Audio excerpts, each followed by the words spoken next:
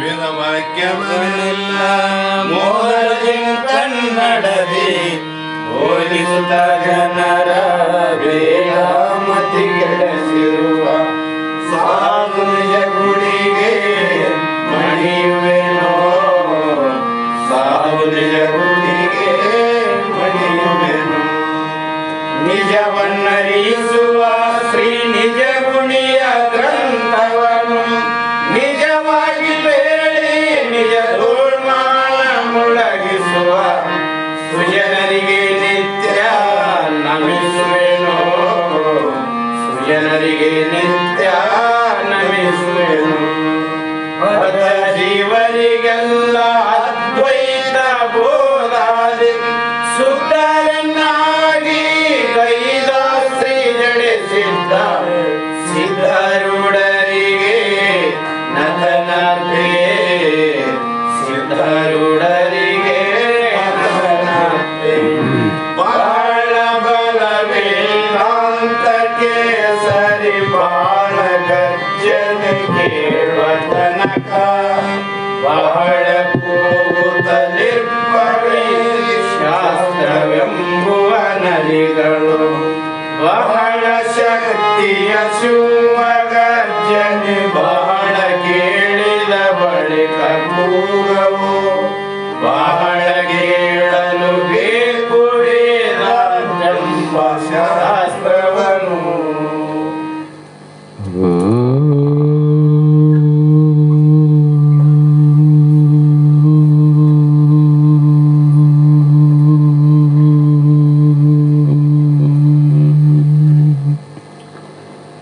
ಬ್ರಹ್ಮಾನಂದಂ ಪರಮಸುಖದಂ ಕೇವಲಂ ಜ್ಞಾನಮೂರ್ತಿಂ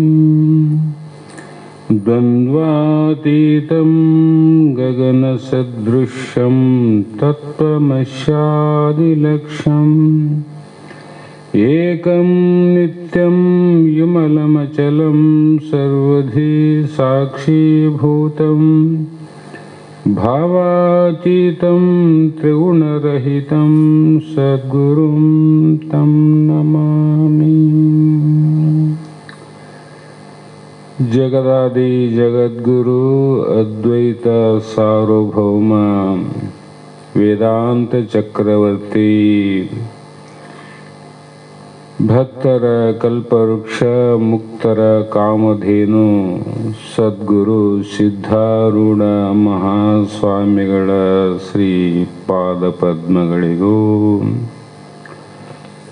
ಅವರ ಕರಕಮಲ ಸಂಜಾತರಾದ ಶ್ರೋತ್ರಿಯ ಬ್ರಹ್ಮನಿಷ್ಠ ಸದ್ಗುರು ಶಿವಪುತ್ರ ಮಹಾಸ್ವಾಮಿಗಳ ಶ್ರೀ ಪಾದಪದ್ಮಗಳಿಗೂ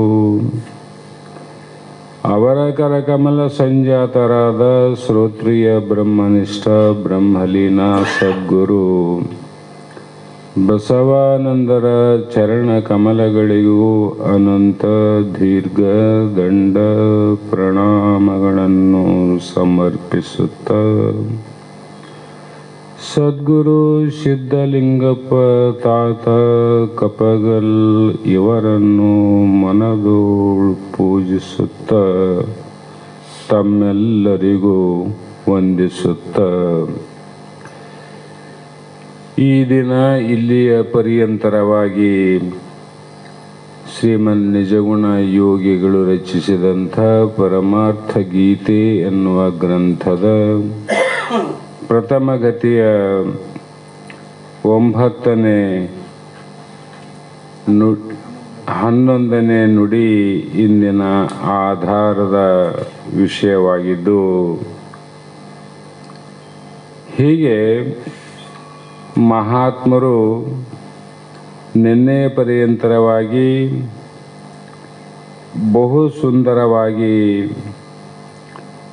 ಜಾಗ್ರ ಅವಸ್ಥೆಗಳಲ್ಲಿ ಸ್ವಪ್ನ ಅವಸ್ಥೆಗಳಲ್ಲಿ ಹೇಗೆ ಜ್ಞಾನ ಉಂಟಲ್ಲ ಅದನ್ನೇ 10ನೇ ನುಡಿಯಲ್ಲಿ ಹೇಳ್ತಾರೆ ಅವರು. 10ನೇ ನುಡಿಯಲ್ಲಿ ಎಂತೂ ನೆನಸು ಕನಸಿನೋಳು ಅರಿವುಂಟು ಅಂತ ಸುಪ್ತಿಯೋಳು ನಿನಗರಿವುಂಟು ಇಲ್ಲದಿರಲು ನಿದ್ರೆಯ ನೆಚ್ಚೆತ್ತು ಇಲ್ಲಿ ನೆನಹು ನಿನಗಂತ ಉದಿಸಿತ್ತು. ಏನುವ ನರಿಯದೆ ಸುಖ ನಿದ್ರೆಯಳು ಆ ನಿದ್ದೆನ ಎಂಬಿ ನೆನಹುಗಳು. ಅನುಭವಿಸಿದ ನೆನೆಯಲಿ ಕಳವಲ್ಲ ಎನಿಪದು ಅದರಂ ತಾನಲ್ಲಿಯೇ ಬಲ್ಲ.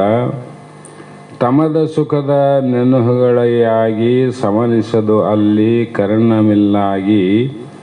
ನಿನಗದರಿಂ ಸಿದ್ಧಂ ಸದ್ರೂಪ ಘನ ಚಿತ್ ಸುಖ ಜ್ಯೋತಿರ್ಮಯ ರೂಪ ಅಂತ 10ನೇ ನುಡಿ ಹೇಳಬೇಕಾಗಿತ್ತು. ಕಾರಣ ನಮ್ಮ ಸ್ವರೂಪ ಹೇಗಿದೆ ಅಂದರೆ ಅನಂತ ರೀತಿ ವ್ಯವಹಾರಗಳಾವ. ದೇಹದಲ್ಲಿ ಜೀವನ ಅನಂತ ರೀತಿ ವ್ಯವಹಾರ.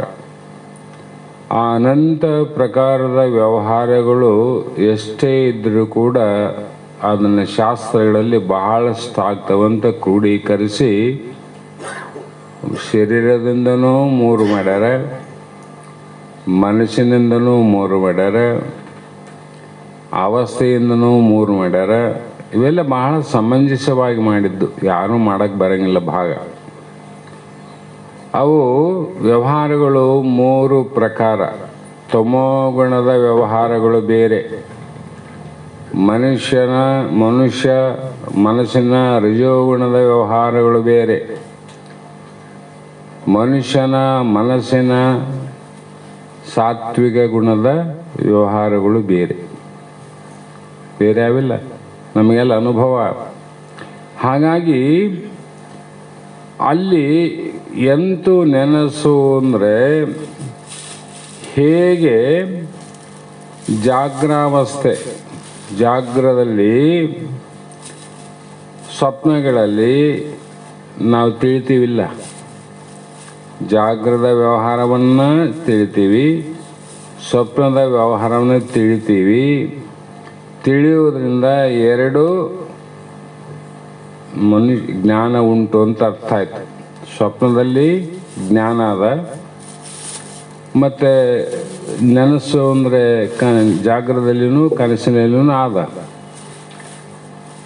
ಈ ಜ್ಞಾನವು 2 ಅವಸ್ಥೆಯಲ್ಲಿ ಇದೆ ರೀ, ನಿದ್ರಾವಸ್ಥೆಯಲ್ಲಿ ಇಲ್ಲ ಅಂತ ಅಂದರೆ ಅಂಥ ಸುಪ್ತಿಯಳು ಇನ್ನು ಅರಿವು ಉಂಟು. ಜಾಗ್ರದಲ್ಲಿ ಆದ, ಸ್ವಪ್ನದಲ್ಲಿ ಆದಂದರೆ ನಿದ್ದೆಯಲ್ಲಿ ಕೂಡ ಆ ಜ್ಞಾನ ಆದ ನಿನಗೆ. ಆದರೆ ಅವೆರಡರಲ್ಲಿ ನಾನು ಇದ್ದೀನಂತ ನೀ ತಿಳ್ಕೊಂಡಿ, 3ನೇದು ವಿಚಾರ ಮಾಡಕ್ಕೆ ಹೋಗಿಲ್ಲ. ಅದಕ್ಕೆ ಹೇಳ್ತೀವಿ, ಇಲ್ಲದಿರಲು ನಿದ್ರೆಯು ಎಚ್ಚೆತ್ತು ಇಲ್ಲಿ ನೆನಹು ನಿನಗೆಂತುದಿಸಿತ್ತು. ಅಲ್ಲಿ ನಿದ್ರೆಯಲ್ಲಿ ಅರಿಯುವಂಥ ಜ್ಞಾನ ಇದ್ದಿಲ್ಲಪ್ಪ ಅಂದರೆ ಎದ್ದ ಮೇಲೆ ನಿನಗೆ ಆ ಅರಿವಿನ ಜ್ಞಾನ ಹೇಗೆ ಉತ್ಪತ್ತಿ ಆಯಿತು, ಹೆಂಗೆ ಹುಟ್ಟಿತಪ್ಪ? ತಿಳಿದವನಿದ್ರಲ್ಲ, ಅಲ್ಲಿ ಜಾಗರಲ್ಲಿ ತಿಳಿದವ ನಾನು, ಸ್ವಪ್ನದಲ್ಲಿ ನಾನು, ನಿದ್ರೆಯಲ್ಲೂ ತಿಳಿದವ ನಾನು. ಮತ್ತು ನಿದ್ರೆಯಲ್ಲಿ ನಾನು ಏನು ಹೇಳ್ತೀನಿ ಎದ್ದ ಮೇಲೆ ಅಂದರೆ, ಏನುವ ನರಿಯದೆ ಸುಖ ನಿದ್ರೆಯಳು ಆ ನಿದ್ದೆನು. ಅಲ್ಲಿ ನಿದ್ರೆಯಲ್ಲಿ ನಾವು ಏನಿಲ್ಲರಿ, ಹೊಲ ಇಲ್ಲ, ಮನೆ ಇಲ್ಲ, ಹೆಂಡಿಲ್ಲ, ಮಕ್ಕಳಿಲ್ಲ, ಗುರು ಇಲ್ಲ, ಶಿಷ್ಯ ಇಲ್ಲ, ಶಾಸ್ತ್ರ ಇಲ್ಲ, ಸಂಸಾರ ಇಲ್ಲ, ಸುಖ ಇಲ್ಲ, ದುಃಖ ಇಲ್ಲ. ಇದೇನಾದಲ್ಲಿ ನಿದ್ರೆ ಆದಿಲ್ಲ. ನಿದ್ರೆಯಲ್ಲಿ ಏನದ, ಸುಖನೇ ಆದಿಲ್ಲ. ಆ ಸುಖ ನಿದ್ರೆಯಳು ಆ ನಿದ್ದೆನು. ನೀನು ಇದ್ದದಕ್ಕೆ, ನಿದ್ರೆಯಲ್ಲಿ ನೀನು ಇದ್ದ ಕಾರಣ ಎದ್ದ ಮೇಲೆ ನೀ ಹೇಳ್ತಿದ್ದಿ. ಎಂದು ಎಲ್ಲಿ ನೋಡ್ಲಾರ್ದವನು ನಾನು ನೋಡಿನಂತೆ ಹೇಳಬೇಕಾಗಿದ್ರೆ ಅಲ್ಲಿ ನೋಡಿದವನಿದ್ದಾನೆ ಇಲ್ಲಿ ಬಂದು ಹೇಳಬೇಕಲ್ಲ. ನೋಡ್ಲಾರ್ದವ್ರು ಬಂದು ನಾನು ನೋಡಿನಂತೆ ಹೇಳಿದ್ರೆ ಯಾರು ಹೋಗ್ತಾರೆ ಹೇಳ್ರಿ? ನೋಡಿದವನೇ ಬಂದು ನಂತರ ಹೇಳ್ತಾರಂದ್ರೆ ಹೇಳೋವನು ಮೊದಲು ನೋಡೇನಂತ ಅರ್ಥ. ಜಾಗ್ರಾವಸ್ಥೆಯಲ್ಲಿ ಬಂದು ನಾನು ಸುಖವಾಗಿ ನಿದ್ದೆಯಳು ನಾನಿದ್ದೆ ಅಂತ ಹೇಳ್ತಿದ್ದಂದ್ರೆ ಮೊದಲು ನಿದ್ರೆಯ ಅವಸ್ಥೆಯಲ್ಲಿ ನೀನಿದ್ದೆ ಅಂತ ಆಯ್ತು. ನಿದ್ರಾವಸ್ಥೆಯಲ್ಲಿ ಇದ್ದಿ, ಇಲ್ಲಾಂದ್ರೆ ಇಲ್ಲಿ ಬಂದ್ಮೇಲೆ ಹೆಂಗೆ ಹೇಳ್ತಿದ್ದಿ ಅಂದಾಗ 3 ಅವಸ್ಥೆಗಳು ನೀನಿದ್ದಿ ಅಂತ ಅರ್ಥ. ಹೀಗೆ ಅನುಭವವಿದ್ದ ಬಳಿಕ ಸಂಸ್ಕಾರ ಉಂಟು. ಅಲ್ಲಿ ನಿದ್ರಾವಸ್ಥೆಗೆ ಆನಂದದ ಅನುಭವ ಆಗ್ಯದಂದರೆ ಅನುಭವದ ಸಂಸ್ಕಾರ ನಿನಗಾಗ್ಯದಂತೋ ಇಲ್ಲಂತೋ? ಆಗದೆ ಇದ್ದರೆ ನೀ ಹೇಳಕ್ಕೆ ಬರ್ತಿದ್ದಿಲ್ಲ, ನಿನಗಾಗ್ಯದ. ಆದರೂ ಏಕೆ ಅನುಭವಕ್ಕೆ ಬರಲಿಲ್ಲ ಅಂತ ಕೇಳಿದರೆ ಅವ್ರಿಗೆ ಜಾಗೃತ ಅನುಭವಕ್ಕೆ ಬಂದಂಗೆ ನಿದ್ದೆಯಲ್ಲಿದ್ದು ಆನಂದದ ಅನುಭವ ಯಾಕೆ ಬರಂಗಿಲ್ಲ ಅಂತ ಕೇಳಿದರೆ, ನಿದ್ರೆಯಲ್ಲಿ ನೆನಪು ಮಾಡುವಂಥ ಯೋಗ್ಯವಾದ ಮನೋಕರಣವಿಲ್ಲ. ಇವು ಮನೋವ್ಯಾಪಾರ ಅಂತ ಹೇಳಿನಲ್ಲ ಮೊದಲೇ. ಈಗ ಅಲ್ಲಿ ನೆನಪು ಅಲ್ಲಿ ಬುದ್ಧಿಯಿಂದ ಪ್ರಾರಂಭ ಮಾಡಿಕೊಂಡು ಹೇಳುವಂಥ ಕರ್ಣ ಅಂದರೆ ಸಾಧನೆ ಇಲ್ಲ. ಜಾಗ್ರಾವಸ್ಥೆಯಲ್ಲಿ ಮನಸ್ಸಿರ್ತದ, ಸ್ವಪ್ನದಲ್ಲಿ ಮನೋವಾಸನಾದ, ನಿದ್ರೆಯಲ್ಲಿ ಮನಸ್ಸಿಲ್ಲ, ಮನಸ್ಸಿನ ವಾಸನೆ ಇಲ್ಲ, ಆದ್ದರಿಂದ ಸ್ಮೃತಿಗೆ ಬರುವುದಿಲ್ಲ. ಈಗ ಏನಾದ್ರು ರಿಕಾರ್ಡ್ ಮಾಡ್ತೀವಿ ಇಲ್ಲ ಅಂದರೆ ನಾಳೆ ಮುಂಜಾನೆ ಬರ್ತದೆ. ಈಗ ರಿಕಾರ್ಡ್ ಆಗಿಲ್ಲ ಅಂದರೆ ಮುಂಜಾನೆ ಬಾ ಅಂತ ಪೂಜೆ ಮಾಡಿದ್ರೆ ಬರ್ತದೆ ಏನದು? ಬರೋದಿಲ್ಲ. ಇವತ್ತೇನು ರಿಕಾರ್ಡ್ ಆಗ್ಯದ, ಏನಾಗ್ಯದ ಅದೇ ಬರ್ತದೆ. ಇವನ್ನ ಅದರಲ್ಲಿ ಒಂದು ಕಿಂಚಿತ್ತು ಹೆಚ್ಚು ಆಗೋದಿಲ್ಲ, ಕಡಿಮೆ ಆಗೋದಿಲ್ಲ. ಕೆಲವು ಮಾಧ್ಯಮಗಳು ಎಷ್ಟು ಸತ್ಯ ಅಂದರೆ, ಮನುಷ್ಯ ಈಗ ಅಂದದ್ದು ನಾಳೆ ಅಲ್ಲಿ ಹೋಗಿ ಎಲ್ಲ ಬಿಡಪ್ಪ ಅಂತ ಮಾತು ತಪ್ಬೋದು. ಮನುಷ್ಯ ಇಂಥ ಭಾಳ ಆಗ್ಯಾವ ಜಗತ್ತಿನಲ್ಲಿ. ಆದರೆ ಅದು ತಪ್ತದೆ, ಅದೇನೋ ಸ್ವಲ್ಪ ಹೆಚ್ಚು ಕಡಿಮೆ ಮಾಡ್ತದೆ. ಅಂದರೆ ಮನುಷ್ಯನಕ್ಕಿಂತ ಅದೇ ಶ್ರೇಷ್ಠ ಅಂತಿದ್ದು, ಅದಕ್ಕಿಂತ ಮನುಷ್ಯ ಶ್ರೇಷ್ಠ ಅಂತಿದ್ದು. ಅದೇ ಶ್ರೇಷ್ಠ ಅಂತ ಒಪ್ಪಲೇಬೇಕಲ್ಲ. ಒಂದು ಚೂರು ಏನೋ ಒಂದಿದ್ದು ಕೆಮ್ಮಿದ್ದು ಉಸಿರು ಬಿಟ್ಟದ್ದು ಕೂಡ ಅದ್ರಾಗ ಬರ್ತದೆ ನೋಡ್ರಿ.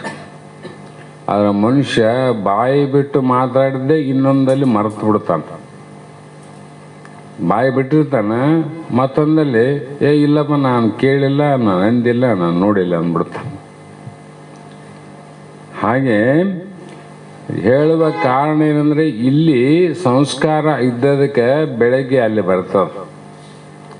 ಇದ್ರಾಗ ಸಂಸ್ಕಾರ ಇದ್ದಿಲ್ಲ ಅಂದರೆ ಬೆಳಗ್ಗೆ ಬರೋದಿಲ್ಲ ಅದು. ಅದಂಗೆ ಮನುಷ್ಯನಲ್ಲಿ ಸಂಸ್ಕಾರ ಉಂಟು, ಅದಕ್ಕೆ ಬೆಳಗ್ಗೆ ಬರ್ತದ. ಹಾಗೆ ಅವಿದ್ಯಾ ವೃತ್ತಿಯಲ್ಲಿ ಸಂಸ್ಕಾರ ರೂಪದಿಂದ ಸೂಕ್ಷ್ಮವಾಗಿರುತ್ತದೆ. ಮನಸ್ಸು ಅವಿದ್ಯಾ ವೃತ್ತಿಯಿಂದ ಸೂಕ್ಷ್ಮವಾಗಿರ್ತದೆ. ಸೂಕ್ಷ್ಮ, ಭಾಳ ಸೂಕ್ಷ್ಮ. ಸ್ಥೂಲ ಆದಾಗ ಅದರ ವ್ಯವಹಾರ ಗೊತ್ತಾಗ್ತದೆ. ವ್ಯವಹಾರ ಈಗ ನಾನು ಇಲ್ಲಿ ಮಾತಾಡ್ತೀನಿ, ಈ ಮೈಕಿನಿಂದ ನಾನು ಸುಮ್ಮನೆ ಮಾತಾಡಿ ಸೂಕ್ಷ್ಮ ಇರ್ತದೆ ಧ್ವನಿ, ಭಾಳ ಧ್ವನಿ ಸೂಕ್ಷ್ಮ ಇರ್ತದೆ. ಅದ್ರಾಗ ಹೋಗಿ ನಾಳೆಗೆ ಬರ್ತದಲ್ಲ, ಅದು ಹೆಚ್ಚಿನ ಧ್ವನಿ ಬರ್ತದೆ. ಹೌದಲ್ಲ? ಎದರಿಂದ ಹೆಚ್ಚಾಯಿತು? ಉಪಾಧಿಯಿಂದ. ಸೂಕ್ಷ್ಮವಾದದ್ದನ್ನು ಮೈಕು ಶಬ್ದ ಸ್ಥೂಲ ಮಾಡ್ತದೆ, ದೊಡ್ಡ ಮಾಡ್ತದೆ ಶಬ್ದಗಳು. ಅದರಂತೆ ನಿದ್ರಾವಸ್ಥೆಯಲ್ಲಿ ಮನಸ್ಸು ಸೂಕ್ಷ್ಮವಾಗಿರ್ತದೆ, ಅದರಲ್ಲಿ ನೆನಪು ಸೂಕ್ಷ್ಮವಾಗಿರ್ತವೆ. ಜಾಗ್ರಾವಸ್ಥೆಯಲ್ಲಿ ಬಂದಾಗ ಸ್ಪೀಕರ್ನಾಗ ಮಾತಾಡ್ದಂಗೆ ಶುರು ಮಾಡ್ತದೆ ನೋಡ್ರಿ, ಜಾಗ್ರಕ್ಕೆ ಬಂದಮೇಲೆ. ಹಾಗಾಗಿ ಜಾಗ್ರದ ಆವೃತ್ತಿಯಲ್ಲೇ ಆ ಅವಿದ್ಯಾವೃತ್ತಿ ಪರಿಣಾಮ ರೂಪದಿಂದ ಮನಸ್ಸಾಗುತ್ತದೆ. ಅದೇ ಸೂಕ್ಷ್ಮ ವೃತ್ತಿ ಸ್ಥೂಲದ ಪರಿಣಾಮ ಆಗ್ತದೆ. ಹೇಳಿದ ಸೂಕ್ಷ್ಮ ಶಬ್ದ ಸ್ಥೂಲ ರೂಪ ಆದಂಗ. ಆಗ ಅವಿದ್ಯಾವೃತ್ತಿಯಲ್ಲಿದ್ದ ಏನು ಅವಿದ್ಯಾವೃತ್ತಿಯಲ್ಲಿ ನಿದ್ರೆಯಲ್ಲಿ ಅರಿವು ಮರವು ಎರಡ ನೋಡ್ರಿ. ಜ್ಞಾನನೂ ಆದ, ಅಜ್ಞಾನನಾದ ಮತ್ತು ಸುಖ. ಅಲ್ಲಿ ಅಜ್ಞಾನ, ಏನು ನೋಡಿಲ್ಲ ಎಂಬುದು ಅಜ್ಞಾನ. ಮತ್ತು ನಿದ್ದೆಯಲ್ಲಿ ಹೇಗೆ ಮಲಗಿದ್ದಿ, ಸುಖವಾಗಿ ಮಲಗಿದ್ದೆ ಅನ್ನೋದು ಸುಖ. ಅಂದರೆ ಎರಡಾವಂತ ಅರ್ಥ ಆಯ್ತಲ್ಲ. ಒಂದು ಅಜ್ಞಾನ ಅದ, ಅಜ್ಞಾನದಿಂದ ಆದಂಥ ಆನಂದ ಅದು ನಿಜವಾದ ಬ್ರಹ್ಮಾನಂದ ಅಲ್ಲ, ನಮ್ಮ ಸ್ವರೂಪ ಆನಂದ ಅಲ್ಲ. ಆ ಸ್ವರೂಪ ಆನಂದವೇ ಬ್ರಹ್ಮ ಆಗಿತ್ತಂದರೆ ಎಲ್ಲರೂ ಮುಕ್ತರಾಗಿ ಹೋಗ್ತಿದ್ರು, ಮಾನವರು ಮಾತ್ರ.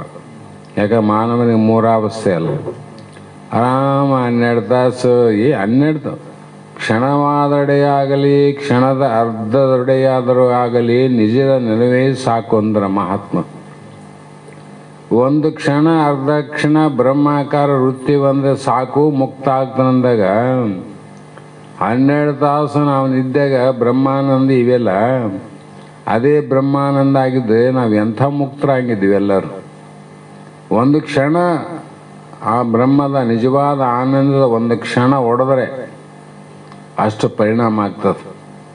ಮತ್ತು ನಿದ್ದೆಯಲ್ಲಿ ನಾವೆಲ್ಲ ಮಾಡ್ತೀವಿ ಬರೀ ಆನಂದ ಆದಲ್ಲಂದರೆ ಅದು ವಿಷಯ ಆನಂದದ ಸಂಸ್ಕಾರ, ಅದು ನಿಜವಾದ ಬ್ರಹ್ಮಾನಂದ ಅಲ್ಲ. ಆದರೆ ಒಂದು ವಿಚಾರ ಇಡಬೇಕು, ಅಜ್ಞಾನಿನೇ ಇರಲಿ, ಕಳ್ಳನೇ ಇರಲಿ, ಸುಳ್ಳನೇ ಇರಲಿ, ಯೋಗಿನೇ ಇರಲಿ, ತ್ಯಾಗಿ ಇರಲಿ, ಭೋಗಿ ಇರಲಿ, ಯಾರೇ ಇಲ್ಲ, ಎಲ್ಲರಿಗೂ ನಿದ್ರೆಯಲ್ಲಿ ಸಮಾನವಾದ ಆನಂದ ಆಗಿರಲಿಲ್ಲ, ಸಮಾನವಾದ ಆನಂದ ಆಯಿತು. ಆ ನಿದ್ರೆ ಅವಸ್ಥೆಯಲ್ಲಿ ಆದಂಥ ಆನಂದ ಎದರಿಂದ ಆಗ್ಯದಂಥ ಪ್ರಶ್ನೆ, ಯಾವುದರಿಂದ ಆನಂದ ಆಯಿತು? ನಾವು ಶಾಸ್ತ್ರ ನಡೆದದ, ಶಾಸ್ತ್ರ ಕೇಳಾಗ ಆನಂದ ಆಗ್ಯದ, ಒಂದು ಕಾರಣ ಅದ. ಹೊರಗಡೆ ಬಹಳ ಮಳೆ ಆದ, ಒಳಗೆ ಕುಂತೀವಿ ಮಠದಾಗ ಅಂದರೆ ಇದು ಒಂದು ಕಾರಣ ಅದ. ಭಾಳ ಐಶ್ವರ್ಯ ಊಟ ಮಾಡಿದಾಗ ಆನಂದ ಆಗ್ತದೆ, ಅದೊಂದು ಕಾರಣ ಅದ. ಜಾಗ್ರಾವಸ್ಥೆ ವ್ಯವಹಾರದಿಂದಾಗಲಿ, ಉದ್ಯೋಗದಿಂದಾಗಲಿ, ವೈದ್ಯಕೀಯ ವೃತ್ತಿನೇ ಇರಲಿ, ಇಂಜಿನಿಯರ್ ವೃತ್ತಿನೇ ಇರಲಿ, ವಕೀಲ ವೃತ್ತಿನೇ ಇರಲಿ, ಒಕ್ಕಲ್ತನ ಇರಲಿ, ವ್ಯವಹಾರಿಕನಿರಲಿ, ಒಂದೊಂದು ವ್ಯವಹಾರದಿಂದ ಆನಂದ ಆಗ್ತದೆ, ಒಪ್ಪೋಣ. ಇವೆಲ್ಲ ಇದ್ದಾಗ ಸ್ವಪ್ನದಲ್ಲಿ ಇವಿಲ್ಲ, ಯಾವ ಆಮೇನು ಸ್ವಪ್ನದಲ್ಲಿ, ಆದರೂ ವಾಸನ ಆನಂದ ಆಗ್ತದೆ, ವಾಸನೆ. ಇಲ್ಲಿ ನಿದ್ರೆಯಲ್ಲಿ ಜಾಗ್ರದಂಥ ವಸ್ತು ಇಲ್ಲ, ಸ್ವಪ್ನದಲ್ಲಿದ್ದಂಥ ವಾಸನೆ ಇಲ್ಲಲ್ಲ. ಇಲ್ಲದಿದ್ದರೂ ಕೂಡ ನಮಗೆ ಜಾಗ್ರದಲ್ಲಿ ಆಗಲಾರದ್ದು, ಸ್ವಪ್ನದಲ್ಲಿ ಆಗಲಾರದಂಥ ಆನಂದ ನಿದ್ರೆಯಲ್ಲಿ ಎಲ್ಲರಿಗೆ ಆಗ್ಯದಂದರೆ ವಿಚಾರ ಮಾಡ್ರಿ, ಎಲ್ಲರಲ್ಲಿ ಯಾವುದರಿಂದಲ್ಲ ಸ್ವಯಂ ಸಿದ್ಧ ಆನಂದ, ಅದು ನಮ್ಮ ಆನಂದನೇ. ಅವಾಗ ಯಾಕಾಯ್ತ್ರಿ, ಎದ್ದಾಗ ಯಾಕಾಗ್ಲಿಲ್ಲ ಆ ಆನಂದ ಅಂದರೆ ಗದ್ದಲ್ದಾಗ ಶಬ್ದ ಕೇಳಂಗಿಲ್ಲ ಅಂತ. ಭಾಳ ಗದ್ದಲ ನಡೆದಿತ್ತು, ಜಾತ್ರೆ ಜಮಾತಿ ನಡೆದಿತ್ತು, ಒಬ್ರಿಗವ್ರು ಮಾತಾಡಿದ್ರೆ ನಿಂದು ನನಗೆ ಕೇಳಂಗಿಲ್ಲ, ನನಗೆ ನಿಂದು ಕೇಳಂಗಿಲ್ಲ. ನೀನು ಶಬ್ದ ಮಾಡಲಿಲ್ಲೇನು, ಕೂಗಿವಿ, ಯಾರನ್ನ ಕೂಗ್ತೀವಿ, ಯಾರನ್ನ ಕರಿತೀವಿ, ಒಬ್ರಿಗೊಬ್ರು ಕೇಳಂಗಿಲ್ಲ. ಯಾಕೆ? ಗದ್ದಲ್ದಾಗ ನಮ್ಮ ಶಬ್ದ ಇನ್ನೊಬ್ರಿಗೆ ಕೇಳಂಗಿಲ್ಲ ಅಂತ. ಅದೇ ಅಲ್ಲ ಕಾರಣ. ಫೋನ್ ಮಾಡಿದಾಗ ಇಲ್ಲಿ ಗದ್ದಲ ಹತ್ತಿರಪ್ಪ, ದೂರ ಹೋಗಿ ಮಾತಾಡ್ದಂತ ನಾವು. ಯಾಕೆ? ಗದ್ದಲ್ದಾಗ ಸರಿ ಕೇಳಂಗಿಲ್ಲ ಅಂತ ಅರ್ಥ. ಜಾಗ್ರದಲ್ಲಿ ಗದ್ದಲ ಇರ್ತದ, ಗದ್ದಲ ಜಾತ್ರೆ ದೊಡ್ಡ ಜಾತ್ರೆ. ಕಾಮದ್ದು, ಕ್ರೋಧದ್ದು, ಲೋಭದ್ದು, ಮೋಹದ್ದು, ಮಾತ್ಸರ್ಯದ್ದು, ಅನಂತ ನಂದು ನಿಂದು ಸಂಸಾರ. ಈ ಗದ್ದಲದಾಗ ಏನಾದಂದ್ರೆ ಆ ಆನಂದ ನಮ್ಮಲ್ಲಿ ನಿದ್ದೆಗಿದ್ದಿದ್ದೆ ಎದ್ದಾಗ ನಾದ ಗದ್ದಲ ಅದಲ್ಲ, ಅದಕ್ಕೆ ಆನಂದ ನಮಗೆ ತೋರಂಗಿಲ್ಲ. ಅವಾಗ ಗದ್ದಲ, ಅದೇ ಗದ್ದಲ ಸ್ವಲ್ಪ ಕಡಿಮೆ ಆಯ್ತಂದ್ರೆ ಈ ಸ್ವಲ್ಪ ಬೇಸ್ ಕೇಳ್ತಂತೀವಿ. ಸ್ವಪ್ನಕ್ಕೆ ಬಂದಾಗ ನಿದ್ದೆ ಇಲ್ಲಿದ್ದಾಗ ಏನಿಲ್ಲಪ್ಪ, ನಾನು ಒಬ್ಬತ್ತಿ ನೋಡು ಬೇಕಾದಂಗೆ ಮಾತಾಡಂತೀವಿ ನಾವು. ಅದಕ್ಕೆ ಜೀವನಿಗೆ ತನ್ನಲ್ಲಿದ್ದಂಥ ಆನಂದ ಯಾಕೆ ಆಗ್ತದಂದರೆ ಯಾವುದು ಗದ್ದಲಿಲ್ಲ. ಇದರ ಮೇಲೆ ಅರ್ಥ ಮಾಡಬೇಕು. ಎಲ್ಲಿವರೆಗೂ ನಾವು ಗದ್ದಲದ ವ್ಯಾಪಾರ ಮಾಡ್ತೀವಿ ಆವಾಗ ನಮ್ಮ ನಿಜವಾದ ಆನಂದ ಆಗೋದು ಕಷ್ಟ. ಅಂತ ಜ್ಞಾನಿಗಳನ್ನು ಬಿಟ್ಟು, ಜ್ಞಾನಿಗಳಿಗೆ ಅದಕ್ಕೆ ನಮ್ಮಂಥವ್ರಿಗೆ ಸಂಬಂಧ ಅಲ್ಲದು. ಜ್ಞಾನಿಗಳಿಗೂ ಹೇಗಿರ್ತಾರಂದ್ರೆ, ನಮ್ಮ ಸಿದ್ಲಿಗಂತ ದವಾಖಾನೆಗೆ ಇಲ್ಲಿದ್ದೀವಿ, ನೀವು ನೋಡಿಲ್ಲ, ಅವಾಗಿನ್ನ ಬಂದಿದ್ದಿಲ್ಲ. ಈ ಧನ್ವಂತರಿಯಲ್ಲಿ ಅಡ್ಮಿಟ್ ಮಾಡಿದ್ವಿ ಒಂದು ವಾರ. ಆವಾಗ ಬಹಳ ಹೆಚ್ಚು ಕಡಿಮೆ ಆಗಿ ಅದೇನೋ ಆಯಿತು. ಆತ ಒಂದು ದಿನ ಮೊದಲೇ ಹೇಳ್ದ, ಇಲ್ಲಪ್ಪ ನಾವು ಮನೆಗೆ ಹೋಗಮಂದ, ಮನೆಗೆ ಹೋಗೋಣ, ಇಲ್ಲಿ ಬೇಡ. ಇಲ್ಲದತ್ತ ಮನೆಗೆ ಹೋಗೋದೇನು ದೊಡ್ಡ ಮಾತಲ್ಲ, ಮನೆಯಲ್ಲಿ ನಿನಗೆ ತೊಂದರೆ ಆಗ್ತದೆ. ಒಂದು ದಿನ ರಾತ್ರಿ 25 ಸಲ ಭೇದಿ ಆಗ್ಯದ ನಾನು. ಹಂಗೆ ಹೋಗ್ಬೇಕು ಬರಬೇಕು.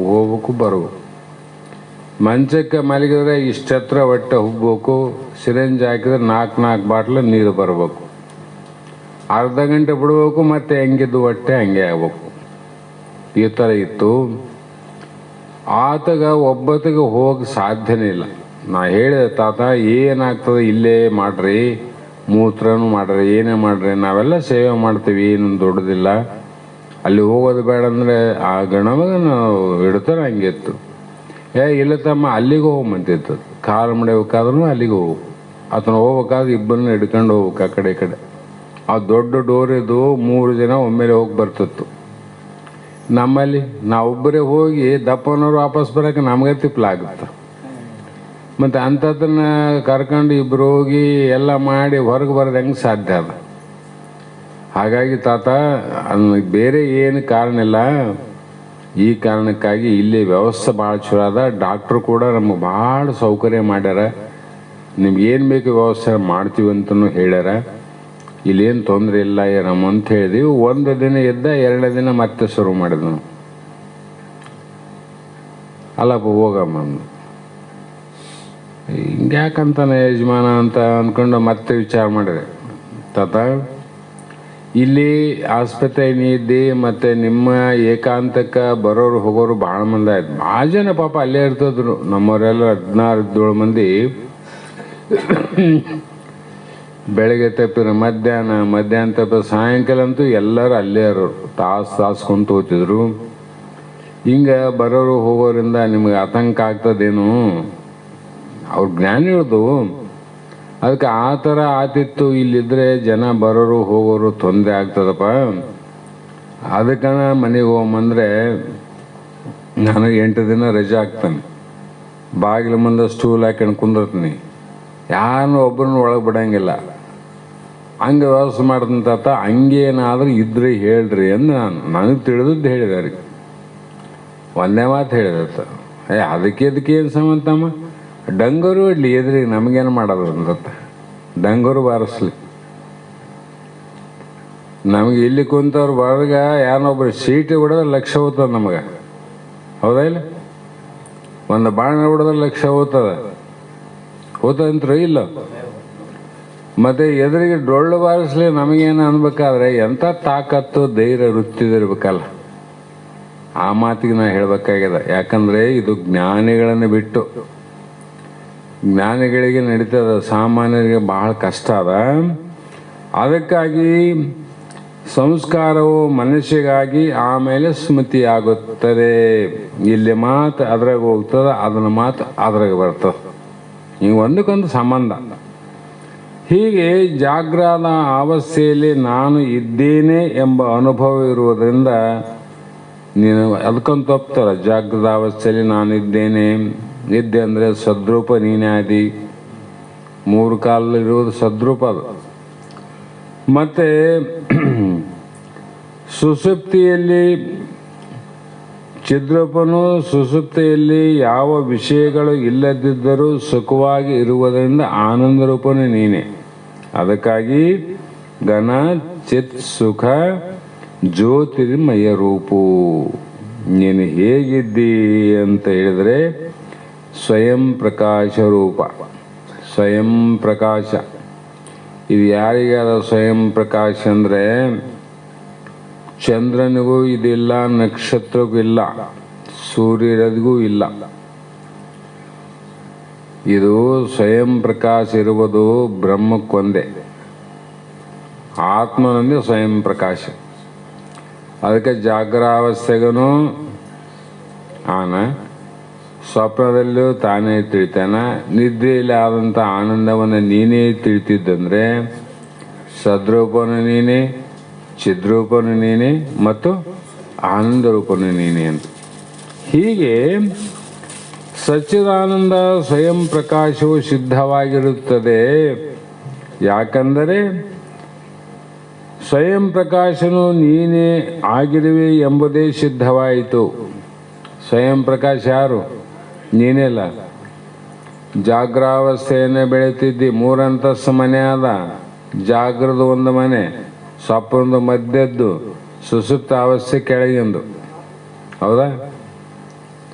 ಮೇಲೆ ಬೆಳಕಾದ, ಮಧ್ಯದ ಮನೆಗೆ ಬೆಳಕಾದ, ಕೆಳಗಿನ ಮನೆಗೆ ಬೆಳಕಾದ. ಕರೆಂಟ್ ಬೇರೆ ಬೇರೆ ಅದ. ಒಂದೇ ಪ್ರಕಾಶ ಮೇಲೇನೂ ಅದೇ ಅದ, ಮಧ್ಯದಲ್ಲೂ ಅದೇ ಅದ, ಕೆಳಗಡೆ ಅದೇ ಅದ. ಅದೇ ರೀತಿಯಾಗಿ ನಿನ್ನ ಪ್ರಕಾಶ ಹೇಗಿದೆ ಅಂದರೆ, ನೀರು ಉಷ್ಣಕ್ಕೆ, ಕಟ್ಟಿಗೆ ಪ್ರಕಾಶಕ್ಕೆ ಪಾತ್ರವಾದಂತೆ. ನೀರು ಉಷ್ಣಕ್ಕ ಕಾರಣ. ನೀರು ಉಷ್ಣ ಎಲ್ಲಿ ಆದ ಅಲ್ಲಿ ನೀರಾದ, ನೀರಿದ್ದಲ್ಲಿ ಉಷ್ಣ ಇರ್ತದೆ. ಉಷ್ಣ ನಮ್ಮ ಶರೀರದಲ್ಲಿ ಅಷ್ಟೇ ಭಾಳ ಸುಡ್ತದ. ಮೈ ಬೆಚ್ಚಗಾಗ್ಯದ ಅಂದರೆ ಆ ಮೈ ತುಂಬ ನೀರು ಬರ್ತಾವೆ ನೋಡ್ರಿ. ಎಲ್ಲಿ ಬಂದವು ನೀರು? ಆ ಉಷ್ಣ ಅಗ್ನಿ ತತ್ವದಿಂದನೇ ಜಲತತ್ವ, ಒಂದಕ್ಕೊಂದು ಸಂಬಂಧ ಅವ. ಅದೇನು ಮಾಡ್ತದ? ಸೂಕ್ಷ್ಮವಾಗಿತ್ತು ಅಂದರೆ ಆ ಒಂದು ಉಷ್ಣವನ್ನು ತಂಪು ಮಾಡ್ತದೆ. ಸೂಕ್ಷ್ಮವಾದಾಗ ಭಾಳ ಬಾಯಾರಿಕೆ ಆಗ್ಯದ ಅಂದ್ರೆ ನೀರು ಕುಡಿದ್ರೆ ಹೊಟ್ಟೆ ತಣ್ಣಗಾಗ್ತದಿಲ್ಲ. ಅಂದ್ರೂ ಬೆಂಕಿ ತತ್ವವನ್ನು ತಂಪು ಮಾಡೋದು ಅದ ಸೂಕ್ಷ್ಮ. ಸ್ಥೂಲ ಆಯ್ತಂದ್ರೆ ಅದೇ ಬೆಂಕಿಯನ್ನು ಆರಿಸಿಬಿಡ್ತದ ನೋಡಿ. ನೀರು ಬೆಂಕಿಯನ್ನು ಆರಿಸ್ತದ, ಬೆಂಕಿಯನ್ನು ಪಟುತ್ವ ಮಾಡ್ತದೆ. ನಾವು ಹೀಟ್ರಿಗೆ ನೀರು ಕಾಯಿಸ್ತೀವಲ್ಲ, ನೀರು ಸುಡ್ತಾವಿಲ್ಲ, ಅವು ನೀರು ಸುಡ್ತಾವ. ಮತ್ತು ಸುಡೋ ನೀರು ಸುಡೋ ಬೆಂಕಿಯನ್ನು ನಾಶ ಮಾಡ್ತಾವೆ ನೋಡು. ಮತ್ತೆ ಸುಡುವತನವೂ ಆದ, ಆರಿಸುವತನವೂ ಆದ. ಹಾಗೆ ಕಟ್ಟಿಗೆ ಪ್ರಕಾಶಕ್ಕೆ, ನೀರಿನಲ್ಲಿ ಪ್ರಕಾಶ ಇಲ್ಲ, ಉಷ್ಣ ಅದ. ನೀರು ಕಾದ ನೀರು ಕತ್ತಲಲ್ಲಿ ಹಾಕೊಂಡು ಸುಡ್ತಾವ, ಮತ್ತು ಹಗಲೆಲ್ಲ ಹಾಕಿನೂ ಸುಡ್ತದ. ಯಾವಾಗನೇ ಕೈ ಹಿಡಿದು ಸುಡ್ತದ. ಅದು ಸುಡ್ತದ, ಸುಟ್ಟದ ಅಂತ ಹೇಳ್ತದನೇ. ಅದು ಮೈ ಮೇಲೆ ಹಾಕೊಂಡಾಗ ಗೊತ್ತಾಗದು. ಆದರೆ ಬೆಂಕಿ ಇಲ್ಲ ಆದ. ಅದು ಸುಡ್ತಾವಂತ ಕಾಣವಲ್ತು ನೋಡು. ಬೆಂಕಿ ಅದ್ರಾಗ ಅದ, ಕಾಣಂಗಿಲ್ಲ. ಅದ್ರ ಕಟ್ಟಿಗೆಯಲ್ಲಿ ಹಂಗಿಲ್ಲ. ಕಟ್ಟಿಗೆಯಲ್ಲಿ ಪ್ರಕಾಶ ಎಲ್ಲಿ ಉರಿ ಹಚ್ಚಿದಿಲ್ಲ, ಬೆಳಕೆ ಬೆಳಕೆ ಬೆಳಕೆ ಬೆಳಕು. ಎಷ್ಟು ತಾರತಮ್ಯ ಮಾಡ್ಯಾನ ಭಗವಂತ ಅಂದರೆ, ಈ ಒಂದು ಜಾಗ್ರತ್ ಸ್ವಪ್ನಾದಿಗಳು ನಿನ್ನ ಅಂದ್ರೇನು? ಜಾಗ್ರ ಸ್ವಪ್ನ ಸುಸುಪ್ತಿ ತೂರ್ಯಾವಸ್ಥೆ ತಿಳಿಯುವಂಥ ಜ್ಞಾನದಲ್ಲೆಲ್ಲರಲ್ಲಿ ಅದಕ್ಕೆ ಯೋಗ್ಯವಾಗಿರುತ್ತವೆ. ಹಾಲಿನಲ್ಲಿ ಮಧುರತ್ವ, ದ್ರವತ್ವ, ಶುಭ್ರತ್ವಾದಿಗಳು ಪರಸ್ಪರ ಭಿನ್ನವಿಲ್ಲದೆ ಏಕರೂಪವಾಗಿರುವಂತೆ. ಇವು 2-3 ಗುಣ ಲಕ್ಷಣ ಒಂದರಲ್ಲಿ ಇರೋದು ಕಷ್ಟ. ಆದರೆ ಹಾಲಿಲ್ಲ ನೋಡು. ಹಾಲು ಸಿಹಿ ಆದ, ಶುಭ್ರ ಆದ, ಮತ್ತು ಅದು ಶುಭ್ರ ಆದ, ಮಧುರತ್ವ ಆದ. ಹರಿದಾಟದಲ್ಲಿ ಚೆಲ್ಲಿದ್ರೆ ಇವು 3 ಹಾಲಿನ 3 ಗುಣ ಅಂತಿರೋ ಒಂದೇ ಗುಣ. ಹಾಲಿನವೇ 3 ಗುಣ. ಅದಂತೆ ಆತ್ಮನ 3 ಲಕ್ಷಣ. ಆತ್ಮನ ನೋಡು ಅಂದ್ರೆ ಅವರು ಸಚ್ಚಿದಾನಂದ, ಸತ್ತು, ಚಿತ್ತು, ಆನಂದ. ಇವು ಹಾಲಿನ 3 ಗುಣ. ಹೇಗೆ ಆತ್ಮನ 3 ಗುಣ ಅಂತೀವಿ, 3 ಲಕ್ಷಣ. ಹೀಗೆ ಏಕರೂಪವಾಗಿರುತ್ತವೆ ಹೊರತು ಭಿನ್ನವಾಗಿರುವುದಿಲ್ಲ. ಇವು ಬೇರೆ ಬೇರೆ ಆಗಿರಲಿಕ್ಕೆ ಸಾಧ್ಯ ಇಲ್ಲ. ಹೀಗೆ ಹೇಳುವುದರಿಂದ ಆತ್ಮನಿಗೆ ಸಚ್ಚಿದಾದಿಗಳು ಗುಣಗಳು ಎಂದು ಹೇಳುವ ನೈಯಾಯಿಕ ಮತವು ಯೋಗ್ಯವೆಲ್ಲೆಂಬ ತಾತ್ಪರ್ಯ. ನೈಯಾಯಿಕ ಮತನ ಕಿತ್ತಿ ಹಾಕ್ಬಿಟ್ರು ನೋಡು. ಹಾಗೆ ನೀನು ಹೇಗಿದ್ದಿ ಅಂದರೆ, ನಿನ್ನೊಳು ಶಬ್ದ ಬ್ರಹ್ಮವೆನಿಪ್ಪ ಮುನ್ನಾಯಿತು ಸರ್ವಾತ್ಮಕವಪ್ಪ, ಪ್ರಣವಂ ಕೇಳದರಿಂ ಗುಣವರ್ಣ ಗಣಿಸಲು ಮೂರವರಿಂ ಬಹುವರ್ಣ, ವೇದ ಪುರಾಣ ಆಗಮ ಅದರಿಂದ ಚೋದಿತ ಮತ ಭಾಷೆಗಳದರಿಂದ, ಅವು ಬಿಡಿದ ಆಚರಣೆಯ ಫಲದಿಂದ ವಿವಿಧ ಚರಾಚರವಹ ರೂಪಿಂದ, ಸಕಲ ವಿಕಲ್ಪ ತತ್ವಾತ್ಮಕವಾಗಿ ಸಕಲಾತ್ಮಗಳಾಗಿ ನಿಜವಾಗಿ, ಎಣಿದೆಲ್ಲವೂ ನಿನ್ನಯ ಪಸರಿಂದ ಜನಿಸಿದ ತತ್ವಾರ್ಥವ ತಿಳಿಯಂದ, ಕ್ಷಣಭಂಗುರವ ಕನಸಿನ ಬಾಳು ಗಣಿಸಲು ಶತವರ್ಷ ಭ್ರಮೆ ಕೇಳು, ಅಂತಿ ಬಗೆ ದೂರದ ನಿನ್ನಲ್ಲಿ ಸಂತತವಿಪ್ಪದು ಪುಷಿ ತಿಳಿದಲ್ಲಿ ಅನ್ನು. ಇಲ್ಲಿ ಮಹಾತ್ಮರು ನಿನ್ನೋಳು ಅಂದ್ರೇನು, ನೀನು ಅಂದಾಗೇನು ನಾವೆಲ್ಲರೂ ಪರಮಾತ್ಮ ಸ್ವರೂಪನೇ ತಿಳ್ಕೋಬೇಕು. ನೀನಂದಲ್ಲೇನು ನಾನು ಬೇರೆ ನೀನು ಬೇರೆ ಅಲ್ಲ, ಅದು ಆತ್ಮಸ್ವರೂಪ ಅಂತ. ಆ ಸ್ವರೂಪದಲ್ಲಿ ಶಬ್ದ ಬ್ರಹ್ಮವೇನಪ್ಪ, ಶಬ್ದ ಬ್ರಹ್ಮ ಅಂತ ಅದಲ್ಲ, ನಾದ ಬ್ರಹ್ಮ ಅಂತೀವಲ್ಲ, ಅದು ಈ ಒಂದು ಶಬ್ದ ಬ್ರಹ್ಮವೆಂದು ಹೇಳಿಸಿಕೊಳ್ಳುವಂಥ ಏನು ಸರ್ವಾತ್ಮಕವಪ್ಪ, ಸರ್ವ ಜೀವಿಗಳೆಲ್ಲ ಅದರಲ್ಲಿ ಶಬ್ದ. ಯಾವ ಜೀವಿಗಳಲ್ಲಿ ಶಬ್ದ ಇಲ್ಲ, ಎಲ್ಲ ಜೀವಿಗಳಿಲ್ಲದ. ಆದರೆ ಕೆಲವು ಅವಸ್ಥೆಗಳಿಂದ ಒದರಲಿಕ್ಕೆ ಶಕ್ತಿ ಇಲ್ಲ. ಅಲ್ಲಿ ಇಲ್ಲಂತಲ್ಲ, ಹೇಳಲಿಕ್ಕೆ ಶಕ್ತಿ ಇಲ್ಲ. ಗಿಡ ಮರಗಳಾವಲ್ಲ, ಉಳಿದ ಪ್ರಾಣಿ ಪಕ್ಷಿಗಳೆಲ್ಲವೂ ಶಬ್ದಗಳ ಜ್ಞಾನ ಅದ.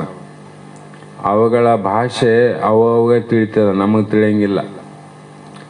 ನಾವೇನು 16, 8 ಭಾಷೆ, 5 ಭಾಷೆ, 6 ಭಾಷೆ ಬಂತಂದ್ರೆ ಅವ್ರಿಗೆ 6 ಭಾಷೆ ಬರ್ತವ್ರೆ ಅಂತೀವಿ. 6 ಭಾಷೆ ಅಂತ ಹೇಳ್ತೀವಿಲ್ಲ. ಆದರೆ ಹಿಂದಿನ ಮಾನವರನ್ನು ಬಿಟ್ಟು ಎಷ್ಟೋ ಪಕ್ಷಿಗಳು, ಮೃಗಜಾತಿಗಳು ತಮ್ಮ ತಮ್ಮ ಭಾಷೆಯಲ್ಲಿ ತಾವು ಮಾತಾಡ್ತಾವೆ. ಕಾಗೆನೂ ಕೂಡ, ಕಾಗೆ ಒಂದು ಅಗಳು ಅನ್ನವನ್ನು ಕಂಡು ಕೂಗಿದೆ ತನ್ನ ಬಳಗವನ್ನೆಲ್ಲ ಬಂದರು.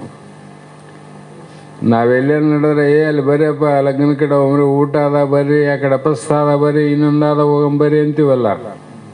ಒಬ್ಬರು ಹೇಳೋದ್ರಿಂದ ಎಲ್ಲರಿಗೆ ಹೇಳಿದಾಗ ಎಲ್ಲರೂ ಬರ್ತಾರಿಲ್ಲ. ಶಬ್ದ ನಿನಗೆ ತಿಳಿದ ಮನುಷ್ಯನಿಗೆ ಬರ್ತಾರೆ. ಕಾಗಿಗೇನಪ್ಪ, ಕೂಗಿದರೆ ತನ್ನ ಬಳಗೆಲ್ಲ ಓಡಿ ಬರ್ತದೆ ನೋಡ್ರಿ. ಅಂದರೆ ಅವಕ್ಕೆ ಭಾಷೆ ಅರ್ಥ ಆಗತ್ತಂತರೋ ಇಲ್ಲಂತರೋ? ಅರ್ಥ ಆಗ್ತದ, ನಮ್ಗೆ ಗೊತ್ತಾಗೋದು, ನಮ್ಗೆ ಅರ್ಥ ಆಗೋದಲ್ಲ, ಅವಕ್ಕೆ ಅರ್ಥ ಆಗ್ತದೆ. ಸೃಷ್ಟಿಯ ನೇಮ ಅಂತ. ಹಾಗಾಗಿ ಇಲ್ಲಿ ಶಿಷ್ಯನೇ ಕೇಳು, ಆ ಶಬ್ದ ಬ್ರಹ್ಮದಿಂದ ಏನಾಯಿತು ಅಂದರೆ ಓಂಕಾರ. ಓಂಕಾರ ಅದರಿಂದ ಲೆಕ್ಕ ಮಾಡಲು 3 ಗುಣವರ್ಣ ಅಂದರು. ಅಲ್ಲೇನಾಯಿತು, ಓಂಕಾರದಿಂದನೇ ಅಕಾರ ಉಕಾರ ಮಕಾರದಿಂದನೇ ಸತ್ವ ರಜ ತಮೋಗುಣ ಅಂತ ಹುಟ್ಟಿ ಆ 3 ಅಕ್ಷರಗಳು ಆಗಿ ಆ 3 ವರ್ಣಗಳಿಂದ ಬಹುವರ್ಣ. ಬಹುವರ್ಣ ಅಂದರೆ 52 ಅಕ್ಷರ ಅಂತಾರೆ, 50 ಅಕ್ಷರ ಅಂತ ಆಗ್ಯಾವ. ಪ್ರಾರಂಭದಲ್ಲಿ ಓಂ ಒಂದೇ ಇತ್ತು, ಅದು ಮತ್ತೆ 3 ಆಯಿತು. ಅಕಾರ ಉಕಾರ ಮಕಾರ ಆಯಿತು. ಅಕಾರದಿಂದ ಎಷ್ಟೋ ವರ್ಣಗಳು, ಮಕಾರದಿಂದ ಎಷ್ಟೋ ವರ್ಣಗಳು, ಉಕಾರದಿಂದ ಎಷ್ಟೋ ವರ್ಣಗಳು ಸೇರಿ ಈ ಶಬ್ದಮಾಲೆಗಳು ಆದವು ನೋಡ್ರಿ. ಆ ಶಬ್ದಮಾಲೆಯಿಂದ ಮುಂದೆ ಏನಾದವು ಅಂದರೆ ಅವೇ ಉಪನಿಷತ್ತುಗಳಾದವು, ಅವೇ ವೇದಗಳಾದವು, ಅವೇ ಆಗಮ ಆದವು, ಅವೇ ಪುರಾಣ ಆದವು. ಇಲ್ಲವ್ರು ಎಲ್ಲಿದ್ದಾತಿದ್ದು? ವೇದದಲ್ಲಿ ಅಕ್ಷರ ಆವಿಲ್ಲ, ಮಂತ್ರ ಆವಿಲ್ಲ, ಸ್ಮೃತಿಯಲ್ಲಿ ಶ್ಲೋಕ ಆವಿಲ್ಲ, ಮತ್ತು ವಚನಗಳಲ್ಲಿ ಮತ್ತು ಬೇರೆ ಬೇರೆಯಲ್ಲಿ ಗತಿ ವರ್ಣ ವ್ಯಾಕರಣ ಛಂದಸ್ಸು ಆಗಿವಲ್ಲ. ಎದರಿಂದ ಆಗಿವು? ಮೂಲ ಆತ್ಮನಿಂದನೇ ಆಗು. ಮೂಲ ಕಾರಣ ಅದು ಓಂಕಾರ ಅಂತ ಬರೆದಾರಲ್ಲ. ಹಾಗಾಗಿ ಈ ಕಾಮಿಕ ಆಗಮಿ ಆದಿಗಳು 28 ಆಗಮಗಳಾವ ನೋಡ್ರಿ, ಅವುಗಳು ಕೂಡ ಆ ವರ್ಣ ಸಮೂಹದಿಂದ ಚೋದಿತ ಆಯಾ ವರ್ಣಗಳನ್ನು ಸೇರಿಸಿ ವಿವರಿಸಲ್ಪಟ್ಟ ಮತಭಾಷೆಗಳು ಅಂದರು. ಇದು ಬರೀ ಕನ್ನಡದಕ್ಕಷ್ಟೇ ಸೀಮಿತ ಅಂತ ಕವಾಡ್ರಿ. ಇದು ಎಲ್ಲ ಭಾಷೆಯಲ್ಲಿ, ಪಾರ್ಸಿ ಭಾಷೆಯಿಂದ ಹಿಡ್ಕೊಂಡು ಎಲ್ಲ ಭಾಷೆಗಳಲ್ಲಿ ಆದದ್ದು ಯಾರ ಮಾತುಗಳು ಅಂದರೆ ನಿನ್ನ ಮಾತುಗಳೇ. ಆ ಒಬ್ಬ ಆತ್ಮನ ಮಾತುಗಳನ್ನು ಅನೇಕ ಮಂದಿ ನಾವು ನಮ್ಮ ಸ್ವಂತ ಮಾತುಗಳಂತ ವಿಚಾರ ಮಾಡೋಕ್ಕೋಸ್ಕರವಾಗಿ ಗದ್ಲಿಗೆ ಬಿದ್ದೀವಿ. ಗದ್ಲಿಗೆ ಬಿದ್ದಿದ್ದೆಲ್ಲಿ? ಇಲ್ಲೇ ನೋಡಿ ಗದ್ಲಿಗೆ ಬಿದ್ದಿತ್ತು. ಯಾರು ಅವ್ರ ಮಾತು ಹೇಳೋದು? ಸ್ಮೃತಿಗಳು ಹೇಳೋವು ಯಾರ ಮಾತು? ಶ್ರುತಿಗಳು ಹೇಳೋದು ಯಾರ ಮಾತು? ಎಲ್ಲವೂ ಓಂಕಾರದ ಮಾತುಗಳು. ಅದನ್ನು ನಾವು ಈ ಕಡೆ ಜಮಾ ಆದಂಗೆಲ್ಲ ಸ್ವಲ್ಪ ವ್ಯತ್ಯಾಸ ಆದವು. ಈ ವ್ಯತ್ಯಾಸಗಳನ್ನು ಯಾಕೆ ಇವು ನಿಗಮ ಆಗಮಾದಿಗಳು ಷಣ್ಮತ ಶಾಸ್ತ್ರಗಳು ಯಾಕೆ ಮಾಡಿದ್ರು ಅಂದರೆ, ಆ ಮೂಲ ಓಂಕಾರವನ್ನು ಕಂಡು ಹಿಡಿಲಿಕ್ಕೆ ಇವರೆಲ್ಲ ಮಾಡ್ತಾ ಪ್ರಯೋಗಗಳು, ಮತಗಳಲ್ಲವು ಪ್ರಯೋಗ. ಅವರು ವಿಚಾರ ಮಾಡಿದರು, ಅಲ್ಲಿಗೆ ನಿಂತರು, ಅಲ್ಲಿಗೆ ಮುಗಿದೋಯ್ತು. ಇನ್ನೊಬ್ಬತ್ತ ಬಂದ, ಅದನ್ನು ನೋಡಿದ, ಮುಂದುವರಿಸಿದ, ಸ್ವಲ್ಪ ಮುಂದಕ್ಕೆ ಹೋದ, ಆತಂದು ಮುಗೀತು, ಆತಂದೊಂದು ಮತ ಆಯಿತು. ಅದಕ್ಕಲ್ಲಿ ಮಹಾತ್ಮರಾದ ನಿಜಗುಣರು ವಿವೇಕ ಚಿಂತಾಮಣಿ ಗ್ರಂಥದಲ್ಲಿ ಆತ್ಮನಿವೇದನೆ ಮಾಡುವಂಥ ಪ್ರಸಂಗದಲ್ಲಿ 14 ಮಂದಿ ಮತವಾದಿಗಳನ್ನು ಬರೆದ ಲಿಸ್ಟ್. ಅದರ ಆಧಾರ ಹೇಳಕತ್ತೀನಿ ನಾನು. ಅಲ್ಲಿ 14 ಮಂದಿ ಮತವಾದಿಗಳಲ್ಲಿ ಯಾರು ಶ್ರೇಷ್ಠ ಅಂತ ಬರೆದ್ರೆ ವೇದಾಂತಿ ಓರ್ವನೇ ಅಭೇದ ವಕ್ಕು ಅಂತ ಬರೆದ್ಬಿಟ್ರು, ಮುಗಿಸಿಬಿಟ್ರು ಅವರು. ಅಲ್ಲಿ ಉಳಿದ ಎಲ್ಲ ಮತವಾದಿಗಳು ಭೇದವಾದಿಗಳೇ, ಅವ್ರಿಗೇನು ಮುಲಾಜಿಲ್ಲ, ಎಲ್ಲ ಭೇದನೇ.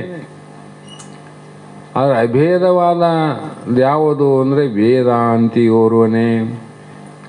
ಅಂದರೆ ವೇದಾಂತ ಶಾಸ್ತ್ರ ಹೇಳೋನೊಬ್ಬನಂತಲ್ಲ, ಹಂಗೆ ಅರ್ಥ ಮಾಡಬಾರ್ದು. ಅದನ್ನು ಬೇಕು.